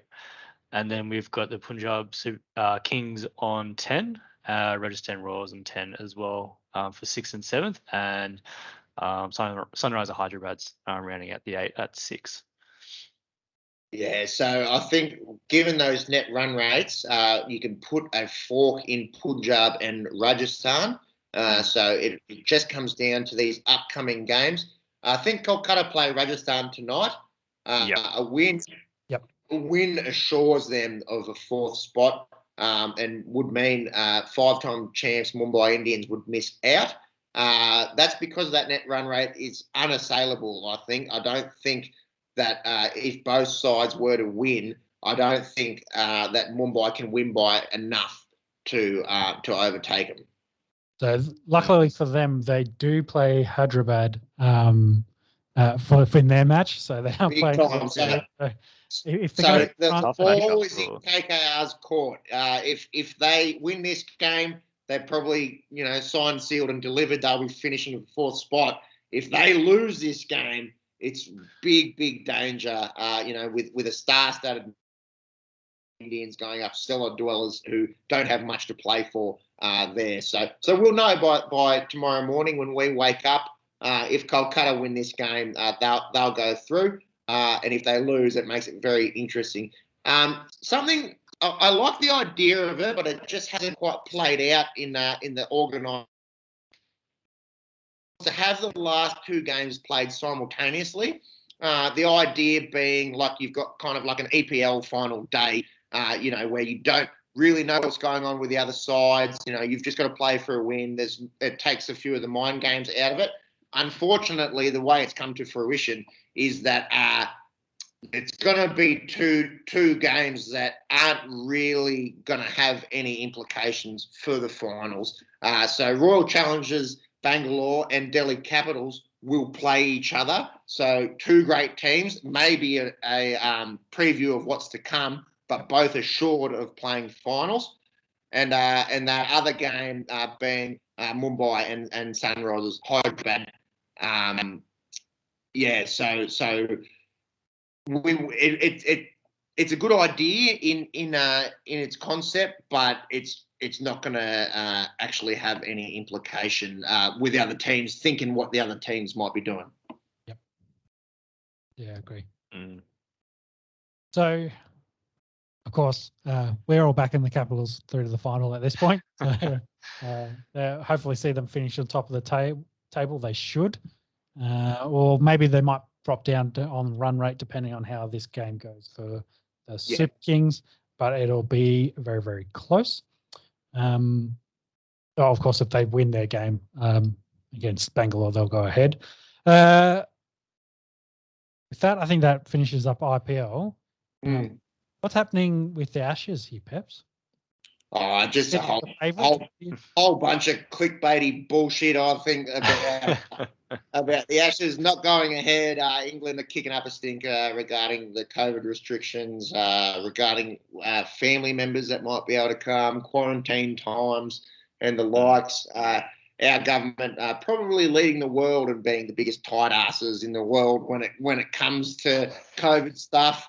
Maybe with our Kiwi brothers across the ditch, I think we might be Exhibit 1A and Exhibit 1B for that award. But again, I wouldn't read into this too much. I had a few mates sort of text this week and say, they're worried that the Ashes won't go ahead. Given that there is international travel and the international relations involved, I suppose not quite comparable to the NRL Grand Final, where I had said put the wife and kids and a skull bet and whatever else all important in your life on the NRL Grand Final going ahead. I'm a touch less confident on putting the wife and kids on and a skull bet on this. Maybe just put the wife and kids on it. So I do think that this goes ahead. There will be a bit of back and forth between the English Cricket Board, the Australian Cricket Board, and the governments of both nations. But don't worry, I think what are we, less than 2 months away. I think we'll be watching some Ashes cricket, boys. Yeah, it'll be interesting to see where we get to. I think, like you say, the main problem is probably more the travel between states. So they'll come across, they'll do their 2 weeks in lockdown. So I think there'll be an Ashes. It might just depend on what states they play in, because I think we talked about this last week or even off air, that maybe they fly into Brisbane, they play in Brisbane, then they play in Perth, then they play in Adelaide, maybe then they play in Tasmania, so they avoid Victoria and New South Wales, so they don't have to then do another 2 weeks quarantine in each one of those when they skip over the states. I think that's the problem, and that logistically becomes a problem for the Ashes if they got to do 2 week quarantine in between each test match. So maybe it ends up being, hey, they've got potentially some other places they play the Ashes at. At least you'll hit 3 of the big 5 of the stadiums with current restrictions because you don't have to do quarantine for those states. But yeah, maybe there's an odd one where they play like in Tasmania as an example. I reckon just skips the SCG and MCG, shit stadiums, no history, nothing's ever happened there, and just goes straight to the Theatre of Dreams. 2 test matches at Manuka Oval. Was going to say that. It's always possible. Yeah, have Boxing Day test here in Monaco. We'll take that any day of the week. Yeah, hell will freeze over, I believe, before that happens. So my perspective, I think it'll go ahead. Maybe they might have to tweak where the matches are, but we'll see. Hopefully by then, and by all accounts, Sydney seems to be heading in the right direction. So New South Wales and us should be good by then. Melbourne's probably the concern now. But again, same thing for them. If they track the same, say, New South Wales is, in that time frame, they should be all good as well. But fingers crossed, touch of wood. We'll see how we're going by then. If that border between New South Wales and Victoria isn't open by Christmas, I might need to be booking myself a one-way ticket out of this joint because it's getting a bit ridiculous as far as I'm concerned. But we'll see what happens. I think this will just be a media beat up for the next few weeks, and I think we see the Ashes go ahead in the 5 venues that they're meant to be at. Let me put it to you this way. It's a great talking point for people to start talking about the Ashes right when the 2 football codes finish in Australia. So everyone's now start thinking about cricket and the cricket season. So for sure. And we've got Shield games going ahead. Obviously a strange cancellation last week regarding a few COVID cases, but we do have games going ahead. We'll report back next week on that. And the other big thing that's going on right now, we don't talk about it that much, but it definitely deserves a mention, is that the girls are playing at the moment. Test match between India and Australia ended in a draw. To highlight the achievement of Elise Perry, I believe she's over 5,000 runs and 300 wickets. That's across all formats. The first woman to ever do that. And they put her up. I saw something on Cricket Australia, along with the blokes that had done that, and it's just who's who of all rounders in men's cricket history. So shout out to Elise. I believe they're playing a white ball game tonight, and they're playing a fair few white ball fixtures now, the girls. So good to see the growth of the sport, and Elise Perry. She'll definitely be an inspiration to a lot of young girls growing up that want to play cricket. Yep. Yeah, I agree. Definitely. And with that, that'll finish off cricket news. That means we've got to get stuck into the NFL hour. And someone that isn't going to be an inspiration for little girls is Urban Meyer. I had to use that. Yeah, I'll pay it. Well, what happened here, Sean? I copped the video today. Not a great look, I must say. But what are you hearing? So who'd they play last week? The Jaguars played Bengals. Cincinnati. And nearly beat them. Led the whole game until the final field goal. Yeah, so they're in and around Ohio State. Urban Meyer being from Ohio, he wanted to spend time with his extended family, of course. So today he also said that he talked to the GM and cleared it all and said, "Hey, I'm not going to get on the flight back with all the players. I'm going to stay here and spend some time with the family." But then whether it was too many drinks or whatnot, he's been videoed and photographed in a bar in his pink OSU sweater, getting grinded on by a little blonde lady who ends up not being his wife. It ended up being not a great look for him. And his explanation is like, "Hey, they asked to take pictures with me," and then he got a bit out of hand. From all the video, by all accounts, didn't look like he had too many objections. But hey, it hasn't been a great look for him. The team, of course, now being, what are they? They're 0-4. 0-4, yeah. He kind of looking like he's drowning. He's in deep water and he kind of doesn't really know where the game is. I've wrote the note here, and I potentially said, "Hey, the firing could come soon." He didn't want to resign. They didn't want to fire him, so at least they want to stick it out for a little bit longer with the Urban experiment. So we'll see how that goes. But he did apologize to the media. Said he had to get their trust and faith back. He had to get that from the ownership. Had to get that from the players. Did a full meeting, I think, yesterday before. Full team meeting with all the players before training, and kind of made his point, and same thing again, that, hey, I've got to re-earn your training. I did see that the players, they finished up training in their breakdown, they say a word to finish up training, get together. They use grind. So, on 3 grind, that's how they finish training. So, taking a piss out of it a little bit. And that goes to show, I don't think his job's in danger at all. It's not a good look, no. I think the record's probably more the issue than. Well, yeah, yes and no, but no one expected him to go, "Oh yeah, we've got Urban Meyer and we've got Trevor Lawrence and we're going to be 4-0." And the thing is, they haven't been bad. Like they were so close in this game They against led the most of the game. And if we look back at their record, they haven't been blown out. They haven't, say, copped an L like Houston did on the weekend to Buffalo. They haven't been embarrassed any week. They've just been close, but no cigar so far. I think Urban's fine. I think the biggest crime out of all of this was that pink sweater.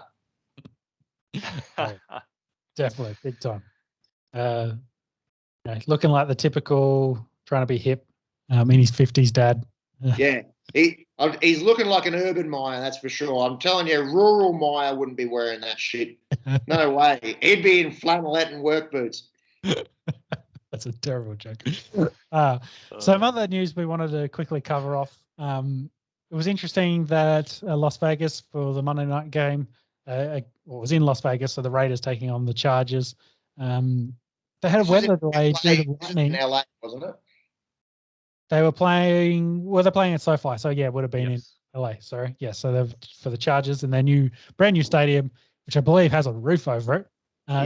Not technically indoor because I think it has open ends, but it has a big roof, probably to cover them from lightning. So it was interesting. They had about an hour rain delay or weather delay because of lightning in the area, which to me seems a bit strange. But anyway. I think the people that implement the COVID rules starting to implement the weather rules, and things are just getting really nonsensical here, especially for a team whose logo is a lightning bolt. You think this might be an omen from the football gods that they're about to go and put out a show out there, which they did against the previously undefeated Raiders. But very unusual that this game in an indoor stadium was delayed an hour for lightning. And the final note we wanted to cover before we get into the preview of Week 5 was the Patriots release Stephen Gilmore. Their starting cornerback, the best cornerback probably the last 2 years, currently hurt on the PUP. He's going to miss the first 6 games, not be available for Week 7. But they have cut him. Well, they did, and then they got a few offers before they filed the paperwork, and they've traded him to the Panthers for a 6th-round pick. Essentially, by all accounts, salary cap dump. They're trying to clear his $7 million. There was talk about they're trying to redo his deal and a new deal, extended, etc. But it obviously didn't come together. They did pick up Jamie Collins during the week, I believe, as well. So maybe they need a bit of extra cap room. By all accounts, they're against the cap, and this frees up a good chunk of money for them. But it doesn't make sense. It was interesting. This came straight after the Buccaneers had played the Patriots. So whether they didn't want the Bucs to pick him up straight away. Would have been interesting if they would have, considering last week they didn't have Richard Sherman on the team. Now they do. Whether they would have considered that as a better option. But anyway. Yeah, this was very unusual, I thought. Considering 2 years ago, there was legitimate talk about Stephon Gilmore being the best defender in the NFL. If it wasn't for a guy called Aaron Donald, people might have argued that 2 years ago. Well, he had a down year last year. Yeah, he won. Did he win he won Defensive Player of the Year that year? 2019. So we're only talking about 2 years, and he's gone from being the Defensive Player of the Year to a 6th-round pick, or traded for a 6th-round pick. Very unusual. Belichick known to do this kind of stuff, and they also do have 2 excellent, one really good other corner in JC Jackson. On the other side, I think it's Jalen Mills. But this is still a head scratcher, boys. Is there any kind of logic that we can bring out of this? Do you think it's maybe some kind of personal issue, or do you think it just comes down to the dollars they wanted to free up the cap? Yeah, I think dollars. From all accounts, the players had no idea it was going down. Like no one knew what was happening. It just sounds like it ended up being dollars, and that's where it's finished up. So they've cleared the space they needed. Not sure what for is probably the question. Mate, it's Bill Belichick, the stripper, again. I love you, baby. I love you. I swear I love you. Next day, cut. Yeah. Cut. Don't worry. He tells everyone that he loves them. Very much so. So he, of course, joins the Panthers, and the Panthers have been playing pretty decent defense up till last week. Yeah. We'll have to see how he was, of course, not going to be available for at least another 3 weeks. We'll have to see how that goes. Okay, boys, week 5. Let's kick off with Thursday night football. Monks, you get some odds. Excellent game coming up from a battle in the NFC West. Sorry. How good is it? Of course, to have red hot games on Thursday night football. No more toilet bowl on Thursdays, so it's a bit of a change. And I think it's maybe a testament to the league as a whole. They've had good quality games across the entire weekend. They've definitely had an excellent product to start this year. Probably helps with having another slate of excellent quarterbacks, young quarterbacks coming to the league that have been playing pretty decently and winning roles. I think all first-round quarterbacks play this weekend as a start. So there you go. All from the current draft. From the current draft. So we've had Lawrence and Zach Wilson already been playing. Mac Jones, you can add to that. Trey Lance will be in this week, and Justin Fields will be in this week. So yeah, you're right, all 5, which is how good to see them all getting a gig. Commiserations to the blokes that are injured to allow Lance and Fields to come in. It is good to see on a Thursday night a matchup between 2 quality sides. Although, having said that, the last Thursday, the battle of the number 1 draft picks, albeit between Jacksonville and a sneaky good Cincinnati team, was an excellent spectacle, excellent viewing. And like you say, Sean, the product is so good. We like to compare it to what we've got over here with some of our leagues. Pretty hard to get me interested, I'd reckon, on a Thursday night, say if Canterbury was playing the West Tigers. And that's, where the comparison ends. Unreal game of football, and really enjoyed that one last week. Alas. So I wanted to cover a final point on that. I think I saw it. I might misquote this.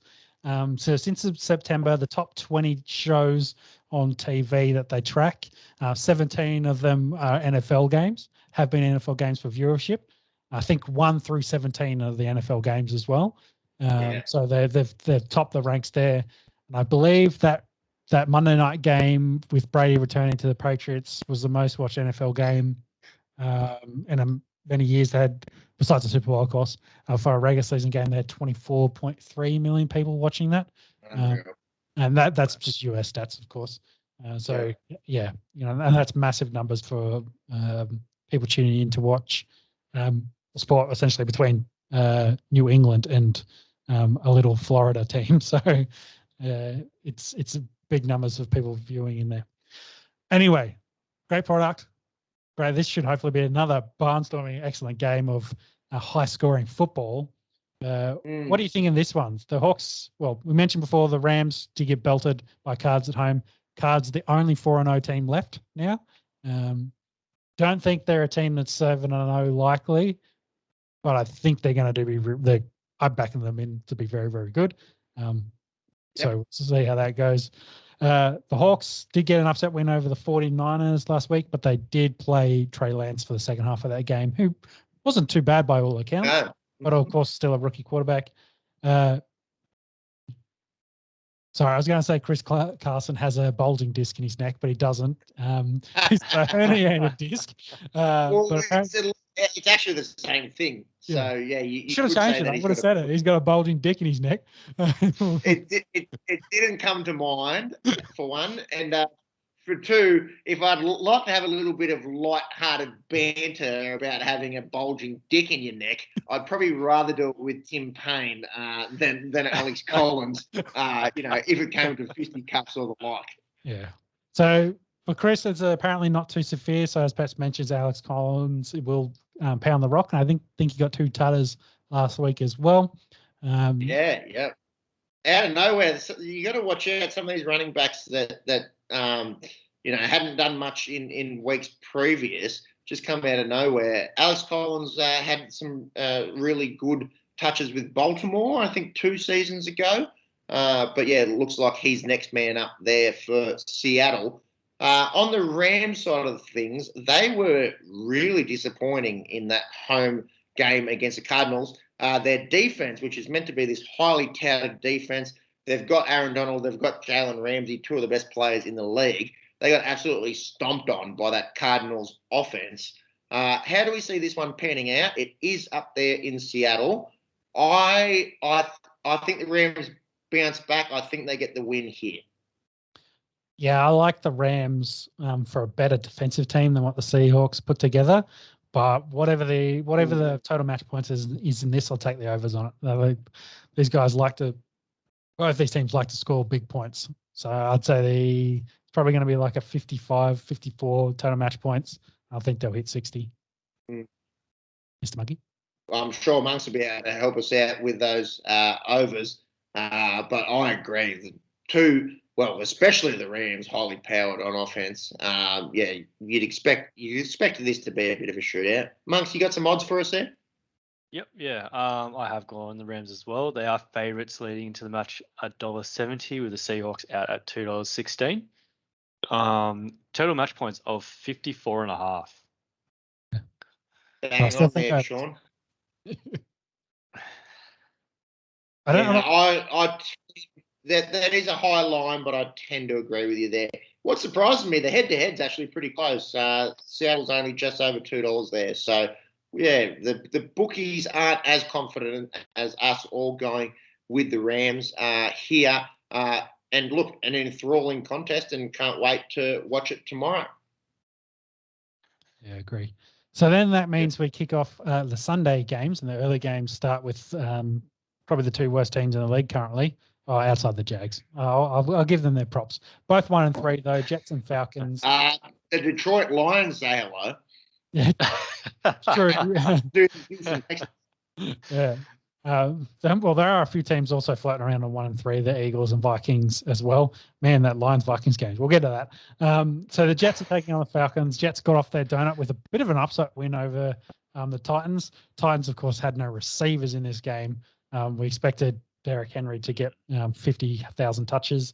But in the end, they did enough. I think just did enough to stay ahead, which meant the Titans had to chase. So they had to throw the ball. So it actually ended up being the backup running back who got in there for a fair few touches as well. Not touches, but receptions, because they played a third down, like nickel-style offense to try and catch those points. But the Jets, they did get off their donut. They did get 7 sacks. They do have a good defensive line. Of course, still gave up 450 yards of offense, but they did manage to win. Falcons, on the other hand, didn't blow a bit of a good lead, which ended up being a good back-and-forth game between them and the Washington team. And that man is now on Monkey's fantasy team, Cordell Patterson, still showing that he is number 3 ranked, I think, for fantasy currently, and the best running back on the Falcons team at Anthony Pizzola. He's the highest scoring fantasy running back on the Atlanta Falcons team. Monks, how did he go for you on the weekend in your fantasy team? I imagine you started him, did you not? Yeah, he went great riding my bench. I had at least 50 points on my bench this week, I think, and only lost by, what was it, like 2 or 3 points. So yeah, not dirty about that at all. I believe the man that you had as well was a late scratch in Julio Jones. Goes to show, look, if you're serious about this, boys, the alarm's got to go off. 3:55 in the morning. Say, babe, don't worry, I'm doing some important work stuff. I've got to be up early, and just make sure that your fantasy lineup's set. That's it. Yeah. But no one mind. I can't lie. I have done that once or twice while I've been versing you, just so I do. I was like, quick, check it. Yeah, he's healthy. Good. Go back to sleep. Yeah. No, look, to be honest with my luck, I'll probably put Patterson in this week.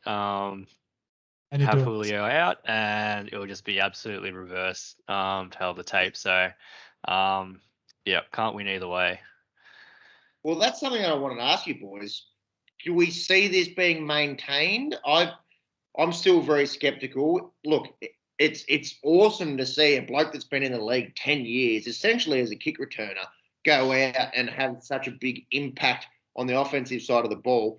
But do we see him at the end of the year being number 3 running back overall, or is this just a bit of an anomaly to start off the year? Maybe not number 3 overall, but I think he could be up there because the Falcons have that same problem I just mentioned before that the Titans had, whereas they're going to be chasing. They're probably going to be behind a lot, which means they got to pass the ball. Mike Davis can catch passes, but their preference is, well, we'd want to get Patterson into those spaces versus Mike Davis. And they can move him around the formation. They can spread him out wide. He can play receiver, whatever.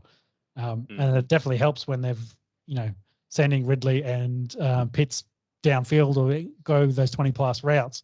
Then they're hitting Cordell underneath, so they're freeing him up. Yeah, hitting those flats.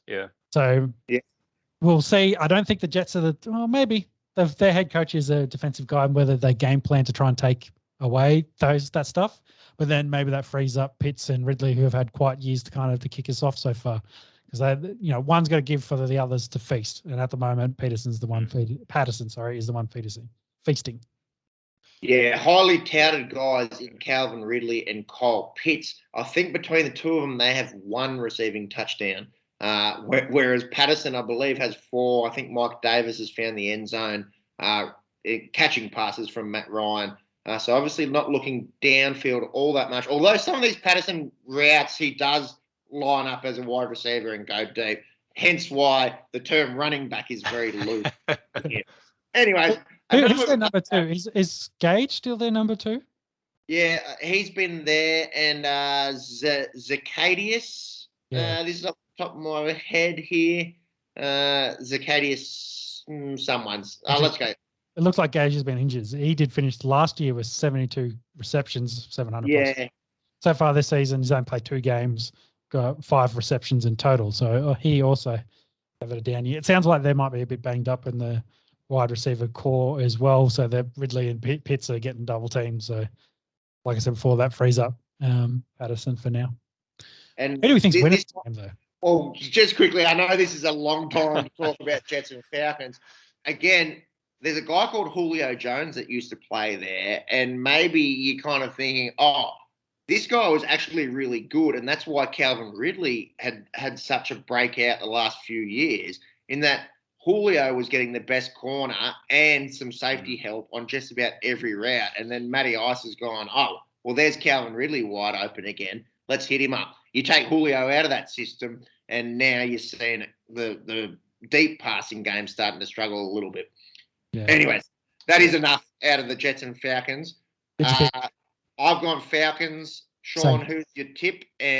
Falcons. And Monkey, the odds in your tip, please. Yep. I have gone the Falcons as well. Don't know if that's too much of a curse on this game, but we'll see. They are favourites $1.56. Jets are $2.43 at the moment. We have a total match points of 46.5. Don't like any of that. Probably only interested in this game in terms of fantasy purposes. You wouldn't expect either of these teams to be bothering anyone in the postseason. No, they're not even going to get close to postseason, I don't think, for these two. Both picking in the top 10. Okay, next match, we got Eagles taking on the Panthers. Eagles weren't bad in that loss to the Chiefs. They did have to chase and put up a lot of points, did score 30 themselves, but Chiefs scored 42. Hurts did have almost 400 yards, 2 touchdowns, and another almost 50-odd rush yards. Was currently third QB in fantasy. What's interesting... Did anyone see that coming?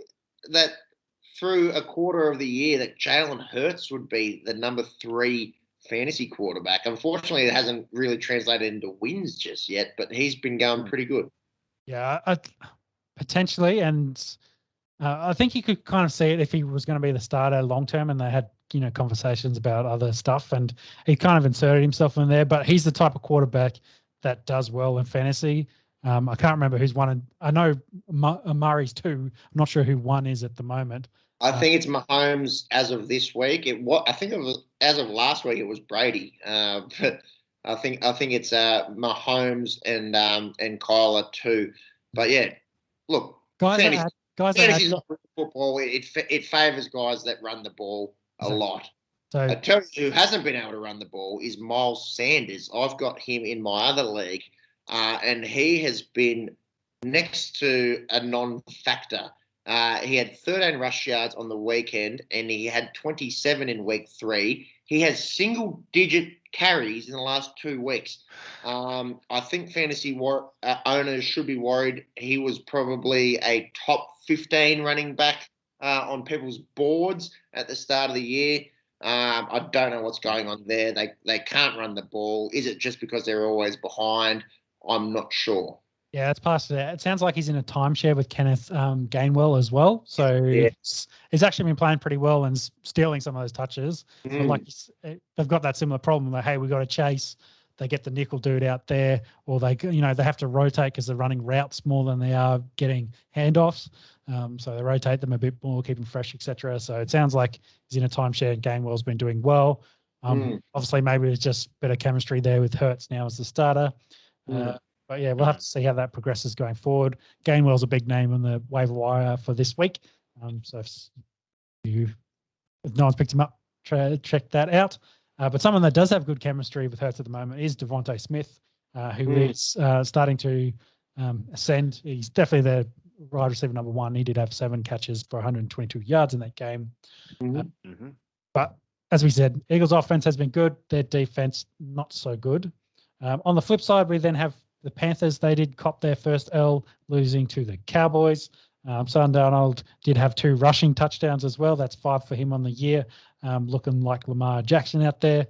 DJ Moore has been excellent this year too. He had 8 catches for 113 yards, 2 touchdowns.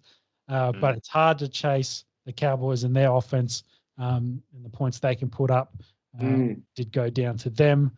And this one, though, I still like Panthers. I'm actually backing the Panthers over the Eagles in this one. Yeah, I like the Panthers too. I like what the Eagles are doing on offense. It's quite surprising, despite not having a running game. But they're normally renowned for having a pretty stout defense, and their defense has been very, very ordinary. So I'd expect the Panthers to get the job done at home here. Monks, your thoughts? Yeah, so Panthers have been quite surprising this season. I think a lot of us have sort of written them off, particularly against the Saints at least.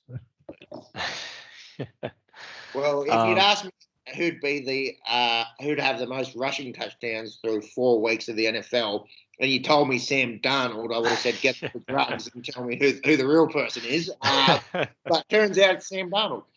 Yeah, that's it. And yeah, again, quite surprising for Sam Darnold. The situation he was in at the Jets to move to Panthers.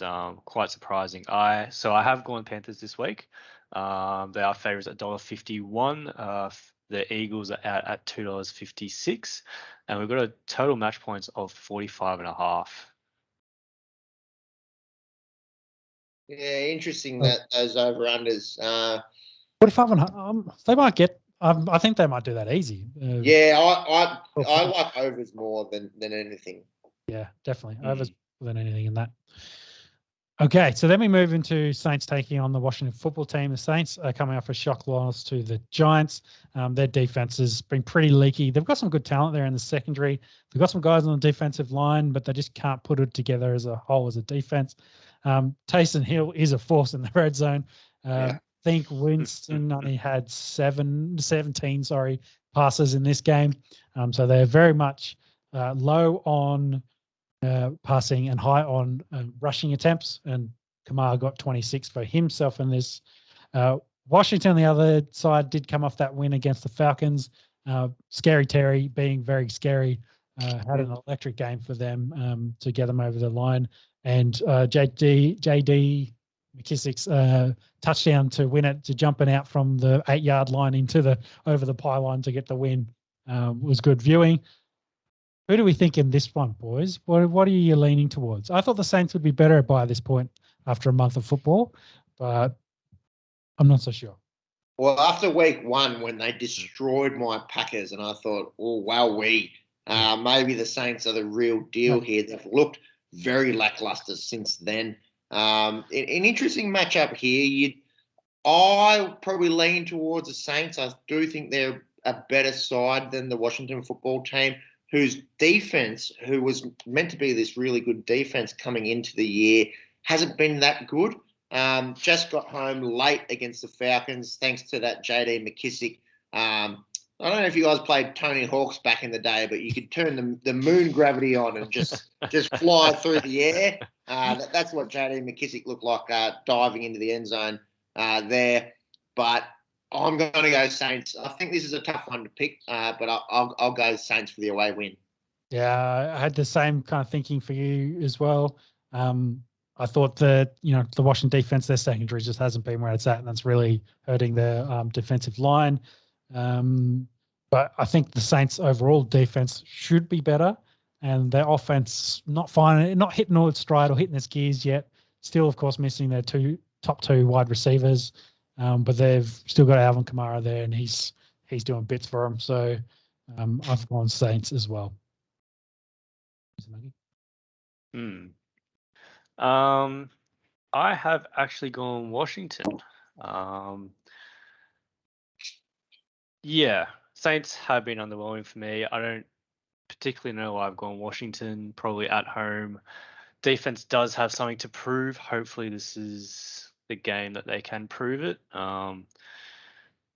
Winston's probably hasn't stepped up as much as he probably could have so far to date.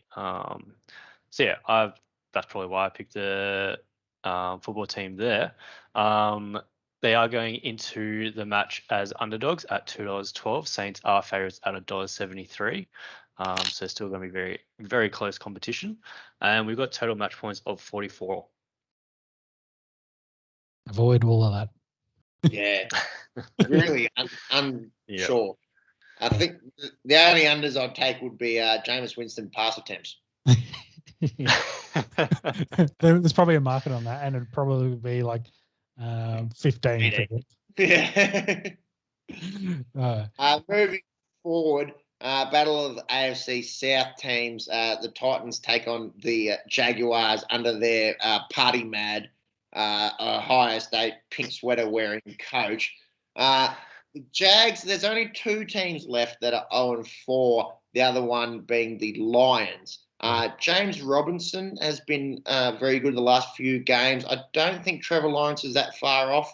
I think there are other teams out there that are 1-3 that perhaps are on the same level as the Jags.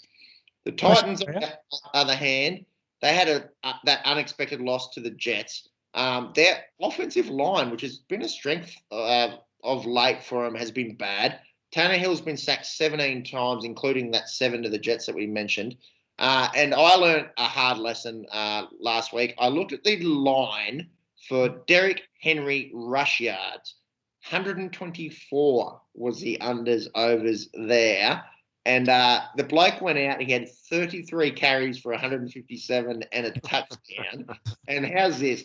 Through 4 weeks, he's got 103 carries, 510 yards, 4 touchdowns. He's on track, considering there's an extra game this year, to go well over 2,000 rush yards and also on track for close to 20 touchdowns. I thought he already hit those 2,000 yards last week. Pretty close. Pretty close. At James Webster, the accountant. Yeah. The accountant that stinks at maths. I say that with love. I'll tell you what else is a big thing, boys. AJ Brown, Julio Jones, both out last week. 2 of the better wide receivers getting around in the NFL. And then that hurts you. There's a reason why they pounded the rock extra in a game where they probably could have been trying to force the ball downfield a little bit. It'll be interesting. Obviously, we're a few days out, so we probably won't know the availability of either of these guys. But they're a different team with those 2 in the lineup, you'd imagine. Yeah, definitely. And game script for this probably follows the same as last week. They're coming up against the 0-4 Jags. They've don't have much of anything across the entire team, so expect Henry to get 40 touches in this as well. And they try to pound the absolute shit out of the Jags. I can't find anything quickly on AJ Brown or Julio. They're both listed on the injury report though, so I think it's soft tissue. I think it's both hamstrings. Isn't great for wide receivers. No, and Julio especially has a history with hamstring issues. AJ Brown, I took him in the second round in our fantasy, and unfortunately has been plagued by injury and underperformance so far. So we'll see what happens there with the big rig that used to play at Ole Miss with DK Metcalf. In terms of this game, I think the Titans do bounce back. I think the Jags go to 0-5. However, I don't think it's clear cut and dry. Put the wife and kids on the Titans. I think it will be close, but I've gone Tennessee here. Yeah, the Jags have been surprising people, but I agree with you. Tennessee. Is the AFC South the worst division in football? Yeah, this year it is. This year it is. There's a number of factors, of course, leading into that. The Colts, Carson Wentz hasn't been that healthy slash good. And then you go obviously to Houston with the whole Deshaun Watson scandal. So perhaps a little bit outside of the realm of control of the NFL. But they're the worst division in the league this year. Whoever wins that division will be the only team from that division to play playoffs. Yeah, I think which is good news for the Titans is they probably only need to win 7 games this season to make the final. 7-10, you reckon? Yeah, it'll be interesting to see where the other 3 finish up, but I don't think they're going to do any good, as you mentioned. Of course, Titans. They should win this. Jags will be competitive, but I don't think this is the opponent they beat. Bunks, any upsets? No, I can't see an upset here. Sorry, I have gone the Titans as well. They are favourites at $1.45. Jags are $2.78 at the moment. We have a total match points of 48.5. Don't like none of that. I think we keep moving on. What about the line for this one at 4.5? No. I do like that. And again, especially if those receivers are in, which we won't know for a few days. But yeah, 4.5 is always a hard one, isn't it? Because 3.5 really, because of the field goal factor. But yeah, I think the Titans bounce back and get the job done here. Yep. And then that leads us into the worst game of the round, purely on records, because we've got an 0-4 team taking on 1-3, and that is the Lions taking on the Vikings. The Lions went down to the Bears 24-14, and the Vikings played an absolute burner in a 14-7 game against the Browns. And another close battle for them. But I think, and you're probably going to agree with me, the Vikings at 1-3 are not a 1-3 team. I think they're the best 1-3 team in the league. They've been very, very close. They've had an overtime loss. They've had 2 losses. One was the overtime loss and another loss by a field goal, and then that low-scoring affair against the Browns on the weekend. I think Kirk Cousins has been really good. He probably had his quietest game against the Browns on the weekend. I think the Vikings do this very easily at home. Detroit's a bit like Jacksonville. Like they're both 0-4, obviously, but they haven't been that bad. Like they haven't been embarrassed yet, either of those teams. There hasn't been a real blowout. But in terms of this one, I'm pretty confident with the Vikes. Dalvin Cook was back last week. Their offense is rolling. I think they get the job done here. Yeah, I agree. I'm back to Vikings. Thanks. Yeah, back to Vikings as well. I think one of the shorter odds of the week. They are favourites at $1.23. The Lions are out at $4.20, and we've got total match points of 49.5. Don't like any of that. Sean, moving forward to your team, the Denver Broncos. We did mention going into last week's game that they were 3-0, but their opponents were 0-9. So they faced a good Ravens team. What did you take out of the game? Yeah, well, I think I said it last week as well. If we got getting into the meaty part of our schedule, and if we won a game in the next 2 months, I'd be happy, because we're getting to some of the more known top teams. Yeah, we're banged up. We're missing 9 starters. The Ravens on the other side, yeah, they're hurt as well, but they still have an former MVP playing quarterback for them, whereas we lost Teddy Two Gloves and a legitimate backup. By half time, and then our backup to him came out in Drew Lock and did nothing. The Ravens just dominated us.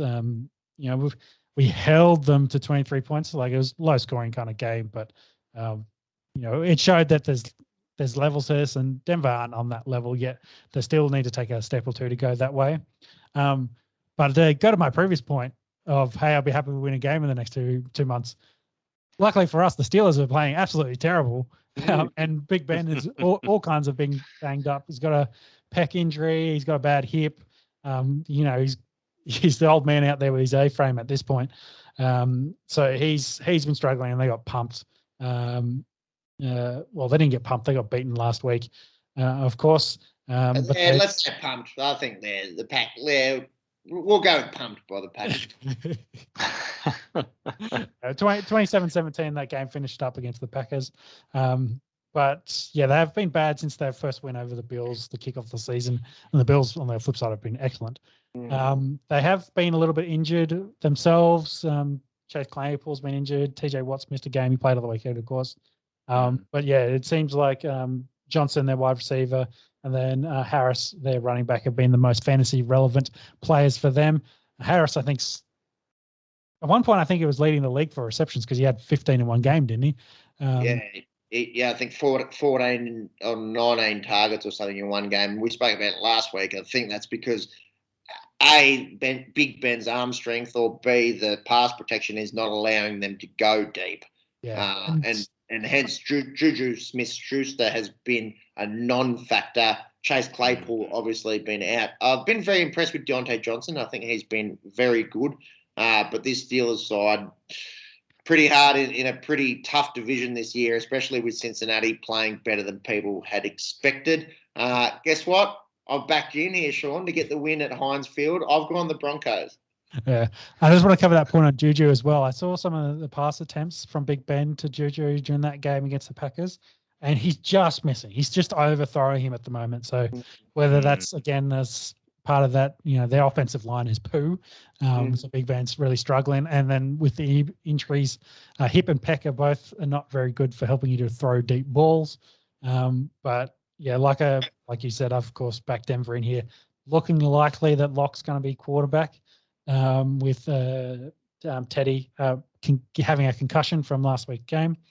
But even still, I think, it's going to be a defensive battle, low scoring. If the total match points is about 45, I think unders all day long. Yeah, I like the unders too, Monks. I'd love to know the odds and the total match points there, if you wouldn't mind. Yeah, no, definitely. Yeah, I like to reiterate what Sean said.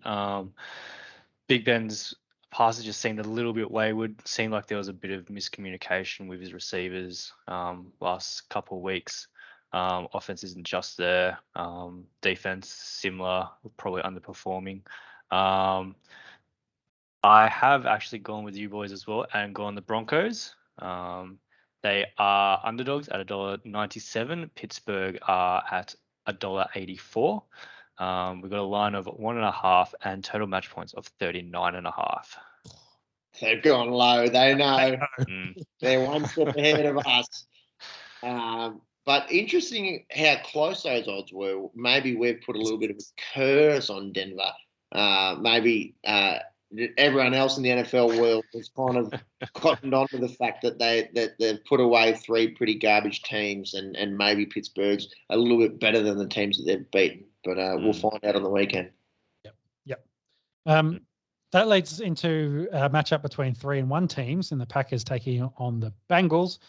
Pack finally starting to get on a roll after their terrible start to the year, but they've their first 6 quarters, let's call it that. Their first 6 quarters were pretty average, and then they've hit the right gear and have started to kick off. So they're, of course, 1-3 on the trot. Randall Cobb starting to get involved as well. Got a touchdown, I believe, against the Steelers. 2, I think. Yeah, 2. On the flip side, though, the Bengals, they started off pretty slow, 14-0. You thought they were always in that game, though, and they really, I think their defense, it was a bit of a defensive battle against the Jags. It was quite interesting.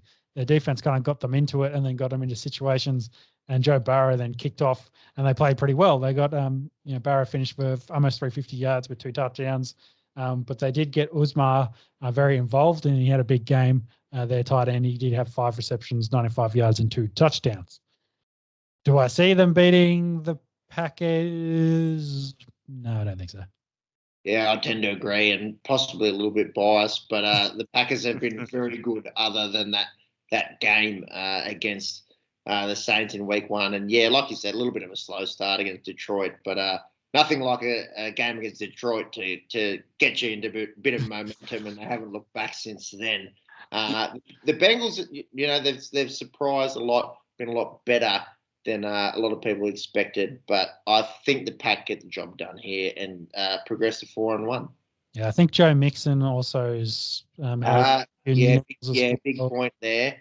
So that'll be Samaj Perrine that takes over the majority of the carries there for Joe Mixon. I don't think he's expected to be out long. Quick news says he may miss a couple of weeks. He's not practicing at the moment. He's dealing with an ankle sprain, which ankle's never great for a skill position. No. Marks, if you wouldn't mind, before we get into the late games, the odds and your tip, I'm going to duck off for a quick wee and I'll be back. Sure. So I have also gone the Pack. They are favourites at $1.59. The Bengals are out at $2.37, and we have total match points of 51.5. It's a bit high. I thought if it might have been in the 55 kind of bracket, I think that would have been juicy. 50s, yeah, we'll see. Yeah, I mean, Pack's always good for points, and Bengals have been okay, so they could push it.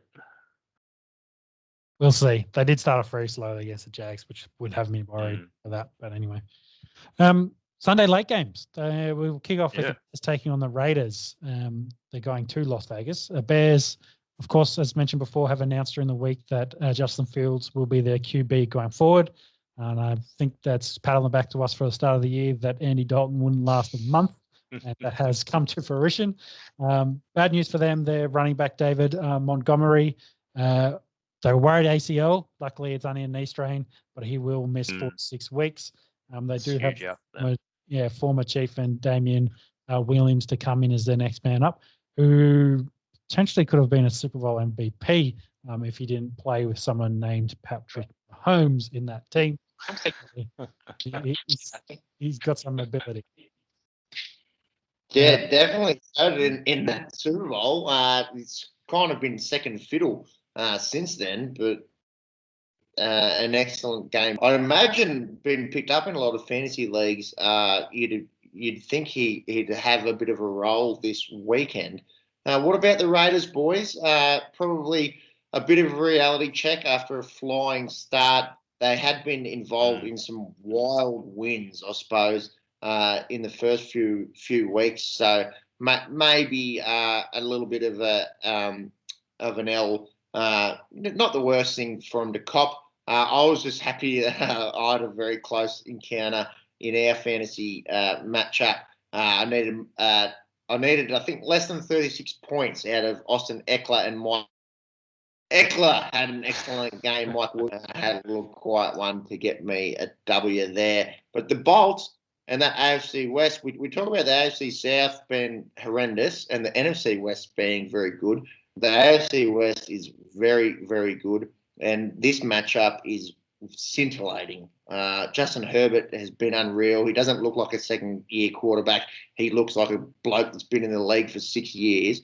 What do we reckon here, boys? You're jumping ahead of us. We haven't finished up with the Raiders yet.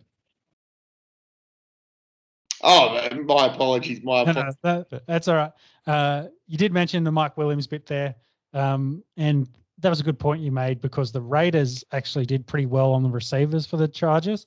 Like Keenan Allen, I think he had 7 receptions, but it was for 36-ish yards. Yeah. So they did well on the receivers, not so well on the tight ends and running backs, as you mentioned. I think I've got an upset in this and picked the Bears. And I wanted to. No, I picked the Raiders. So no upset from me. But I wanted to change it. You must be thinking it. Well, I thought about it, but because the point I wanted to make was when we talked about running quarterbacks and fantasy relevance, and there's two, Justin Fields and then Trey Lance playing this week, they potentially could be put up some decent numbers for the quarterback position in fantasy. But yes, I have picked the Raiders, and I've picked the Raiders at home. Mr. Monkey? Oh, Peps? Raiders for mine. Who did I go with? I went with the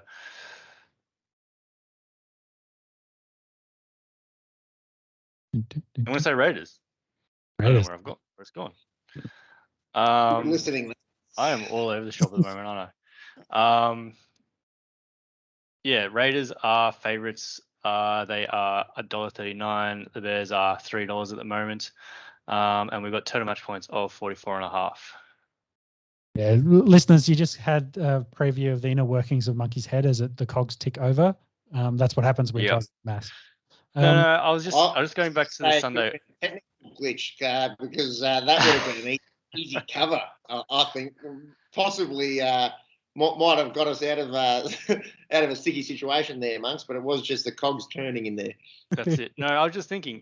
We did not cover the Tampa Dolphins game. The early games are Sunday. It's probably because we didn't have it in the notes. So Tampa Bay Dolphins. As the resident Tampa Bay fan, to remind us here, quick take. Tampa Bay, of course, beating the Patriots. They should beat the Dolphins for mind. And I'll have a quick look. The Dolphins lost to the Colts last week. So, yeah, Tampa Bay for me. Yeah, Tampa, my apologies there, boys. Trying to string together the notes a little bit rushed this week, and I've missed the battle of the Floridian teams. But I don't think we need to spend too much on this one because Miami's offense has been dreadful. And whilst Tampa Bay were probably a little bit underwhelming in that big game of Tom Brady returning to his home at Foxborough, they got the win. They're much better on paper, and I think they win this pretty comfortably. Yeah, I agree. Yeah. I think the wet game up at Gillette Stadium probably hampered the Bucks' deep offense a little bit in that one, but yeah, definitely going backing them in this week against the Dolphins. They are favourites at $1.18. The Dolphins are out at $4.90 at the moment. Total match points of 48.5, and we have got a line of 10. Ooh. All too high for mine. What was the total match points? 48.5. Yeah, I would say take the overs, but I don't see Miami scoring more than 10. Yeah. I only got 17 against the Colts, so yeah, I don't like the chances. So as Peps was mentioning before, the elite matchup, the Browns are taking on the Chargers, both 3-1 teams in the AFC, both hopefuls for the playoffs at this rate. Cleveland's running game has been elite. They've got two of the top running backs in the league currently. And the Chargers offense has been pretty good. Justin Herbert's got them singing. I think their running game, of course, hinges on the health of Eckler, who's had a few twists of his legs, but he's played through a lot of those injuries and is continuing to go. He's got a few niggles, but he's still elite. So I've got no issues there. But if I had to pick between these two teams, Chargers, their defensive line's been playing pretty well. You got a Bosa brother on the end that does help your chances. The secondary's got a few names there as well, which have been playing pretty well. But I just think the Browns' defense on the flip side's just better for my mind. So maybe that's my slight difference here. I think the Browns it's called the dog pound. They like to pound the rock. They like to grind out football games. They're a gritty team. So I like them in this one. And I think it was interesting. Myles Garrett during the week, I've probably seen the chat, go sleeveless, gets drug tested. He is an absolute physical specimen. So yeah, I like the Browns in this one. And I think this might end up being a bit high scoring than I alluded to with the defensive stuff before. But yeah, I like this one. This is going to be a good game of footy. Dude, Miles Garrett's traps have got traps. Like, he is a specimen. It's ridiculous. I think the key is that matchup is that defensive line of Cleveland up against that offensive line of the Chargers. The Chargers invested heavily in bringing across a few guys. Corey Linsley, their center, was at the Packers last year, and I think that's where this battle will be won in the trenches. And you know what? We've been agreeing with each other a lot throughout these games. I want to go something different. I think the Chargers at 3-1 with that high-powered offense and that sneaky good defense, I think they get this one done. But, of course, an elite matchup and one of a few really interesting games to come out of the round. And both teams kind of AFC smokies. You know, everyone's got the Chiefs, everyone's got the Bills to go deep. I think both these teams are kind of smokies. I'll go the Chargers. I'm not super confident, but I think it'll be a good spectacle. Thanks. Yep. I have also gone Chargers. No real confidence there either. It is probably one of the closest matchups of the week in terms of our betting odds. So Chargers do head into the match favourites $1.75. Browns are out at $2.08 at the moment. And we have a total match points of 46.5. So that probably plays into your high scoring theory, Sean. Oh. Well, I think it kind of plays the middle ground there of, maybe it's a defensive battle and they stays lowish because 46 is in that middle kind of period. And it's not like super high where it's in the 50s. 46 might be a bit juicy there. Like both these teams can score points. So yeah, it'll be interesting to see how this one goes and whether I think if I don't want to say this game's going to be one of the coin toss, but if the Browns get it to start with and they score, pound that rock and score early, it might be a game where the Chargers have to chase a lot with the Browns just staying ahead of them. That's kind of where I think the game script might go. Of course, all dependent on who wins the first coin toss in my magical theory scenario there. Interesting. Giants taking on Cowboys. Giants got off their donut last week with that overtime upset of the Saints. Danny Dimes threw over 400 yards, and then Saquon, I think we said this last week, starting to look more like old Saquon, doing Saquon things. I think it sounds by all accounts he killed some of your dudes in the Survivor League, Peps. Well, the Giants in general, yeah. So I'm in a tip 'em Survivor League. You've just got to pick a team that wins, and you can't re-pick that team throughout the year. So a lot of blokes lost to two New York teams, actually. A lot of guys going the Saints and a lot of guys going the Titans to win last week, and they both lost their matchups against the Giants and the New York Jets. So good for our Survivor League, knocked a few blokes out. Definitely something I think we all picked the Saints. We all picked the Saints rather to beat the Giants. They do have their work cut out for them coming into this game against the Dallas Cowboys, whose offense looks really good. They beat the Panthers last week. This highly touted Panthers defense didn't stand much of a chance. Zeke, we speak about Saquon looking like old Saquon. Zeke hasn't had the injuries, but possibly a little bit lower in production last year than what people had expected. How's this? 20 carries, 143 yards, and a touchdown, and complemented by Tony Pollard there. And kind of a New Orleans Saints vibe about it. Yep. Dak Prescott, 14 completions, 4 touchdowns. So very similar to Jameis Winston going out against the Packers in week 1 with that one.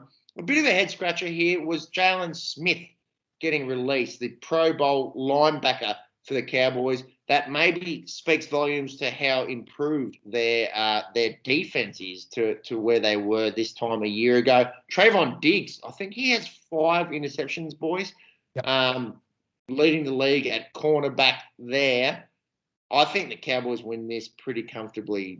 Your thoughts? Yeah, I just want to go back to those stats. 30 rushing attempts and only 14 completions. 2 of those touchdowns were to tight ends, so a bit of a quiet day for the wide receivers. Yes. Which very interesting. Yeah, CD Lamb, very quiet. Murray Cooper, quite quiet. Was it you that picked up Dalton Schultz in our fantasy league? He's had a bit of an impact. They go out there with a lot of 2 tight ends sets as well, with him and Blake Jarwin. Especially when they pound the rock. So yeah, a bit of a different story to that, the gunslinging Dak Prescott that we were used to in the first month of last year.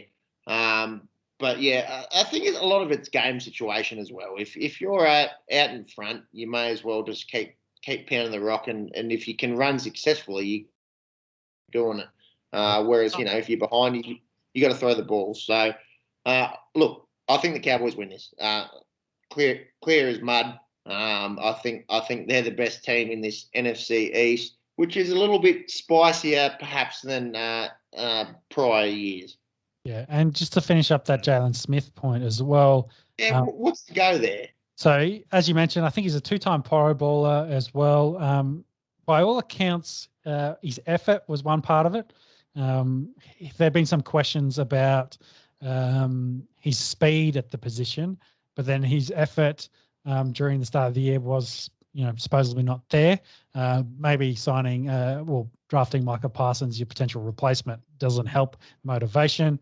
They had good money invested in him, so they've obviously just saw the writing on the wall and they've got rid of him. What's interesting, he had to pay $500,000 to get his jersey number switched from 54 to 9, and he's ended up only playing, 4 games in that jersey, but he's going to sign with the Packers. So I was just thinking. I know a team that would love a linebacker to come across, and yeah, so that's a good pickup, I think, from the Packers.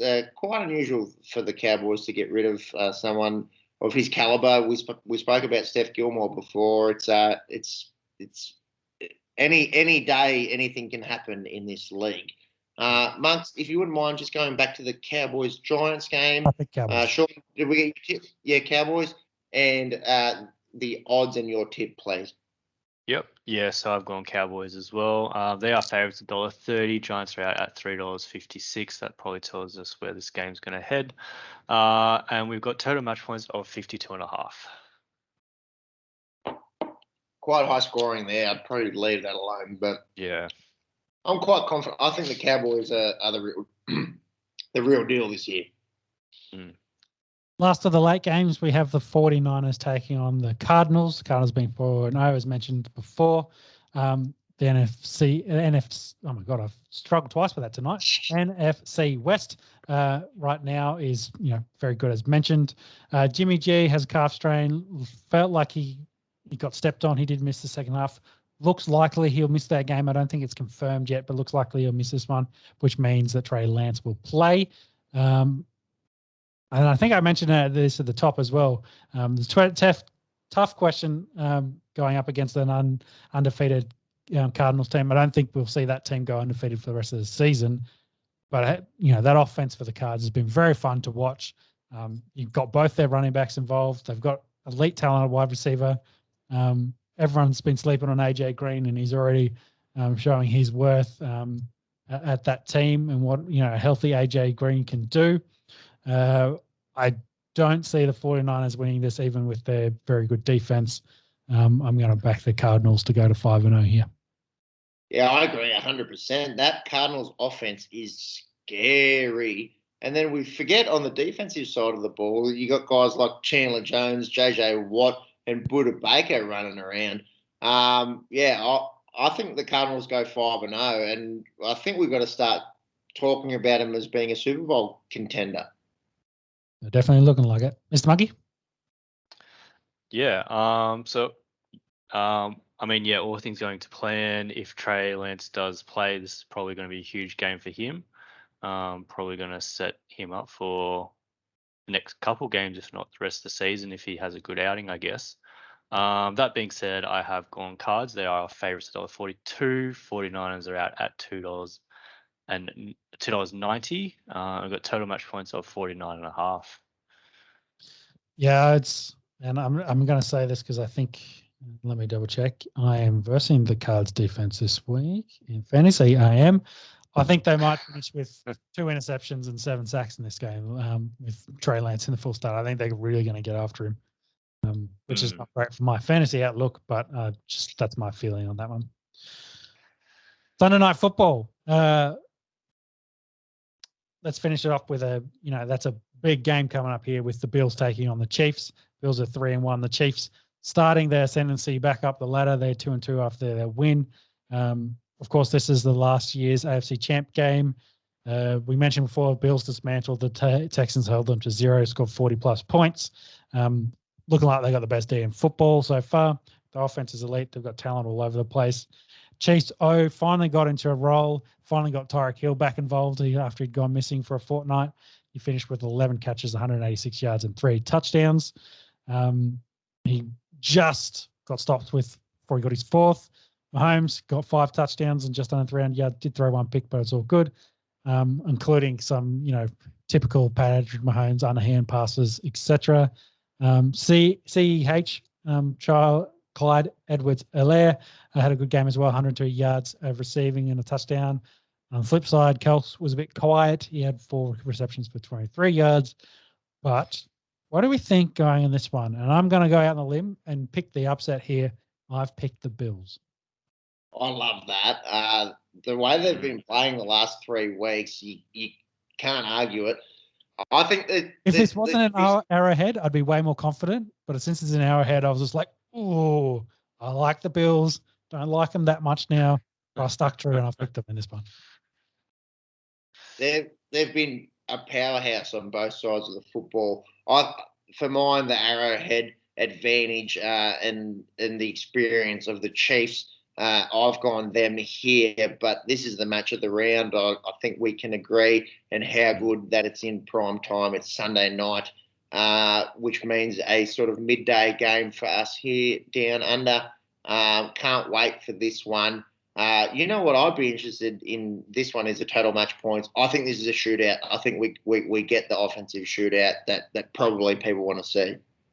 I hope it's 55. I think that's a decent overs pick there. That's pretty close to spot on. Pretty close. I have backed the Chiefs. We probably mentioned it last week. They had seemed to have a bit of a slow start to the season. But yeah, really, I guess turning that corner now. They are favourites, $1.56. The Bills are out at $2.25 at the moment. Total match points is 56.5. Oh God, that's a lot of points. It's a lot of points. It is a lot of points. What did we have in the Chiefs Eagles game? It was about 72, I think. So 72 there, and yeah, Bills put up 40. Yeah, but that was against Houston. Houston. Couldn't score a point against the Tuggeranong Tornadoes defense. They put up 43 against Washington, again, defense, and 35 against Dolphins. So this will be the biggest test. Yeah, I think it was as well.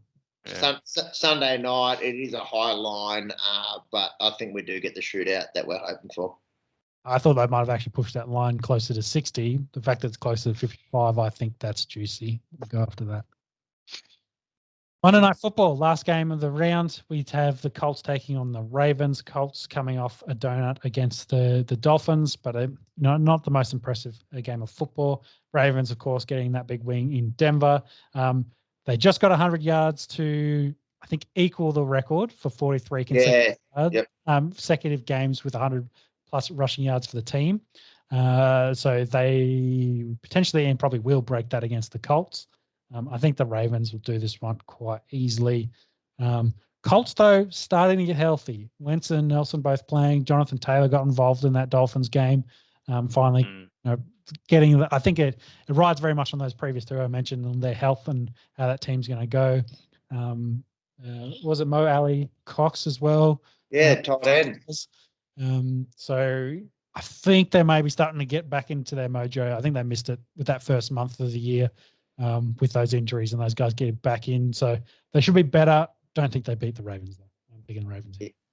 Yeah, I tend to agree.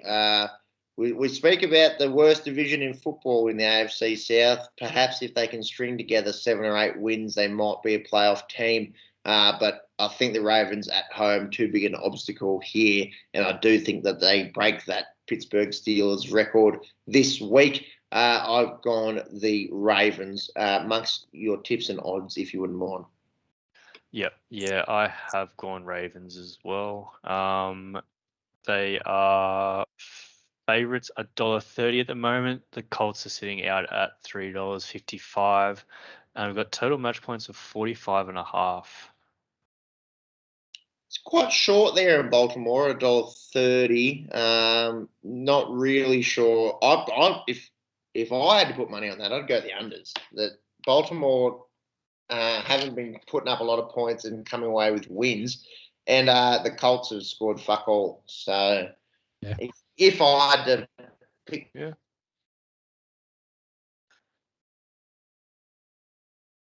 So I think with that finishes up NFL chat for the week, an NFL hour. So I think that means we need to move into the final round. ding ding. Ding ding from the Peppy. UFC and boxing will kick us off. We need to talk. We're going to talk about a little bit about the UFC. There's a lot of fight nights happening in the next couple of weeks before we lead up to UFC 267 at the end of the month. But we'll cover that when we get closer to it with the title fights that are on that card. But then what was interesting that came out of this UFC Vegas 38 fight was the co-main with Kevin Hollander versus Kyle. How do you say his last name? Dorcas, I think. Dorcas. I'll go with that. They had a head clash where Kevin Holland clearly knocked out. Like he goes out. All his legs go limp. He falls down, and then Kyle jumps on him and chokes him out. They watched the video back afterwards, and they could see, hey, clearly he was inhibited because of the knockout, and they ruled it a no contest. The note here is very much like, hey, they did a DRS VR review from cricket or soccer, where they've gone back and reviewed what happened in those last moments because they thought something happened there, and it did. An incidental or accidental head clash caused Kevin to be knocked out. Holland, after the fight, said, hey, he knocked me out and choked me out in the same fight. I think he deserves the win. But they have rebooked this fight in a month's time. I think there's 44 days between the two fights, which is interesting considering one bloke got knocked out and submitted in the same fight. To do it in such short turnaround. But, yeah, it was just an interesting kind of way it all finished up for that co-main there. Very, very unusual and an interesting precedent that they've set that they'll go back and have a look on the video. Obviously, it's they made the right call, I think, in terms of the rules. You can't gain an advantage from an accidental head clash, and he clearly did. But yeah, the weird thing is going back and taking it out of the referee's hands and looking at it on the video replay. Yeah, again as well, quite a short turnaround in running that one back in 6 weeks' time. But all class, Kevin Holland going out there afterwards. A lot of respect between the two blokes, and he said, yeah, I didn't deserve to win this, and this bloke deserved to win, and you gotta respect that, I guess. Moving forward, the main event was in the light heavyweight division with Thiago Santos defeating Johnny Walker. I think this was 5th versus 10th in the rankings. 5 rounds, unanimous decision, bit of a war. Both got a bit beat up in this. Both need medical clearance. That is still pending. 37-year-old Thiago Santos, he's still got it. He was coming off 3 losses, I believe, to Rakic, Glover Teixeira, and a title fight against John Jones. So good to see him still going at it. Johnny Walker, Monks, we were talking about it on the way to golf the other day. probably the least Brazilian name getting around that you've ever heard of. If you do look at the bloke's real name, it is a very long Portuguese name that you would expect of a Brazilian, with the words Johnny Walker mixed in there at some stage. That's it.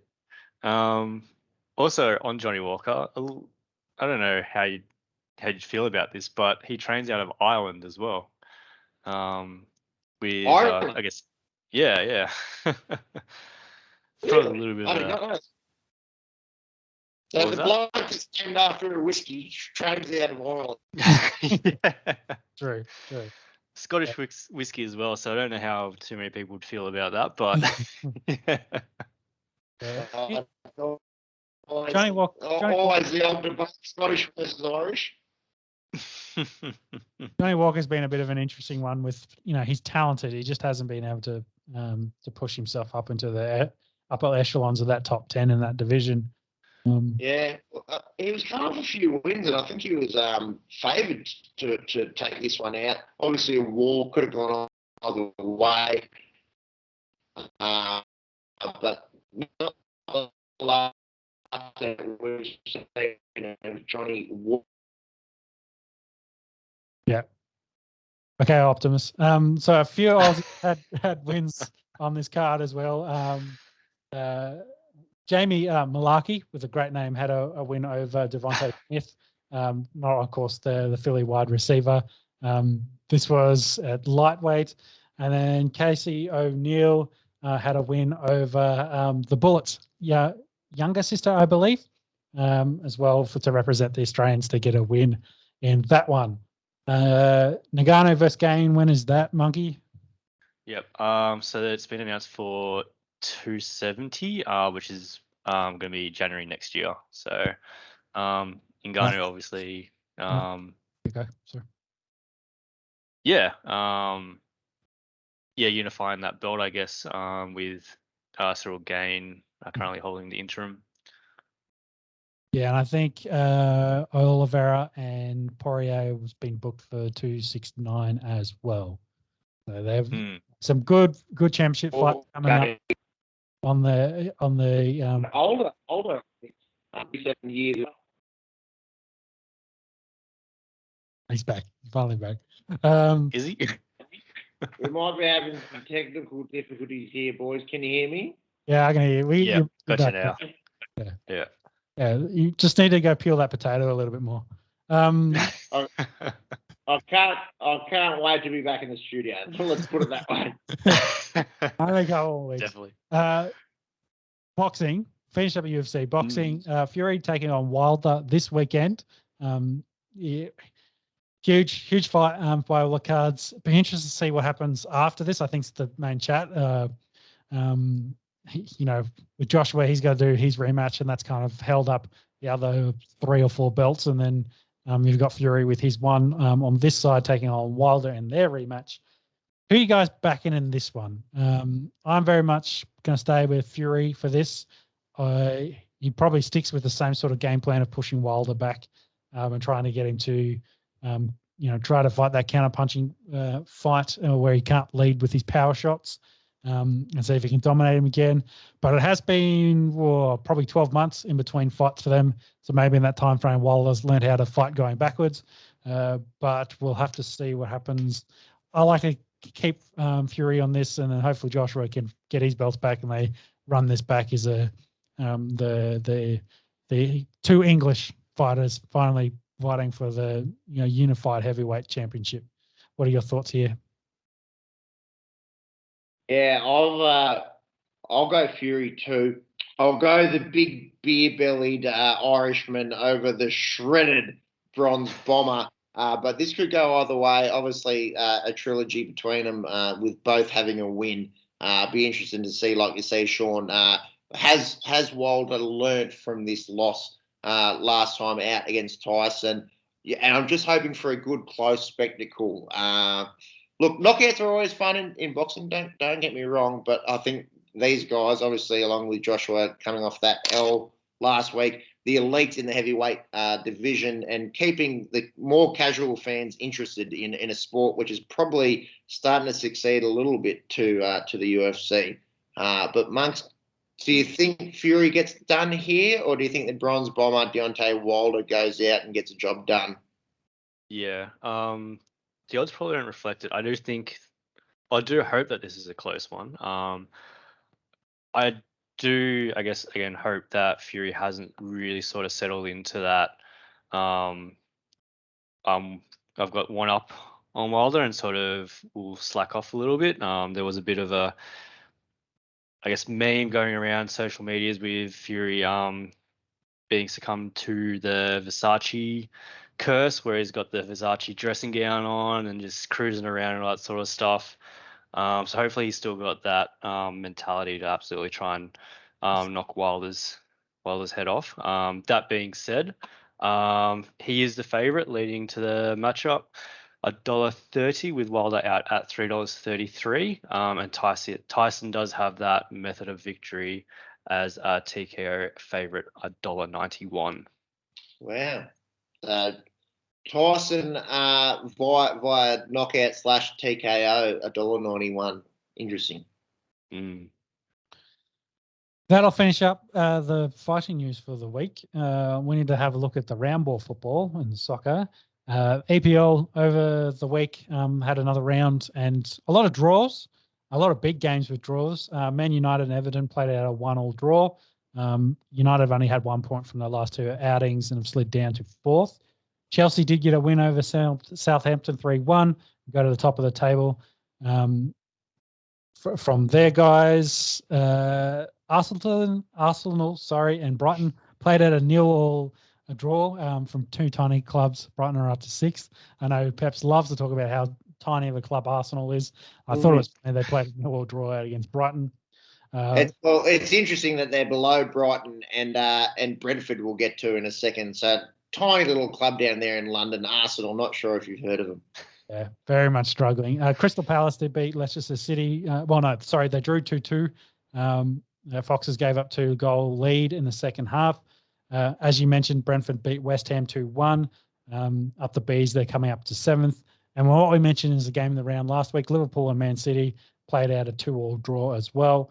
The KDB late equaliser there. Don't think there's any matches this week for the EPL. I'm not sure if there's an international round. International round. I think the Socceroos will be in action against Oman, I believe. Keep an eye on what's happening in Europe.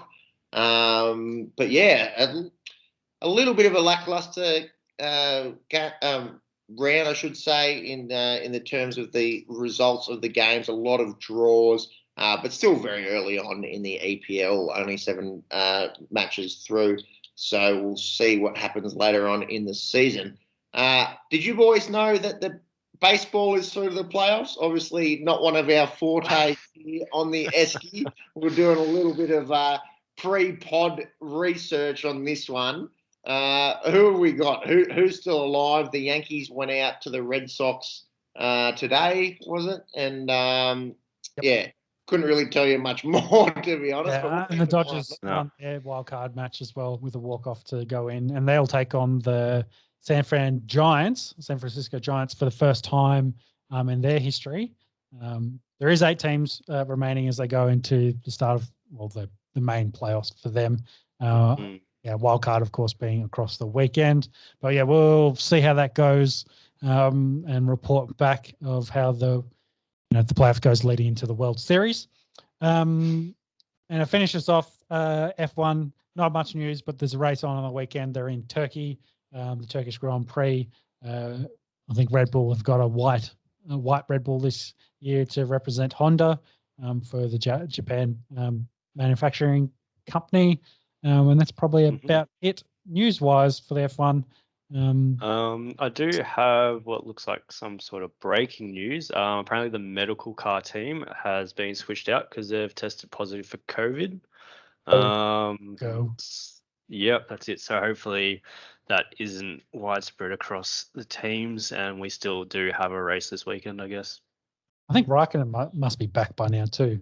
They can't keep Robert Kubica in there forever. Mm. Yeah, but I think it's probably all the main news. I'm just doing a quick roundup, seeing if there's anything interesting. Doesn't look like it. So with that, lads, thank you for 2.5 hours of Sports Dribble. It's always been a pleasure. And as we said at the top of the show, please consider subscribing or checking out our socials. Amongst us, great work on Insta with Pep's beautiful on the tags. Thanks as always, boys, for the chat. We'll do it all again next week with more NFL news, of course. The local sports kind of finishing up, but there's cricket in full swing. And then we'll start looking at the MLB and tell you what happened in that F1 race as well. Can't wait, boys. I'll see you virtually next week and in person perhaps by the end of the month. Can't wait for that. In the meantime, looking forward to seeing the IPL playoffs. By the time we come around to next week's EP, we should have an indication of the last 3 teams remaining. Yep. Thank you all. Thank you, boys. We'll see you later. Bye. Catch ya. Yep. Bye.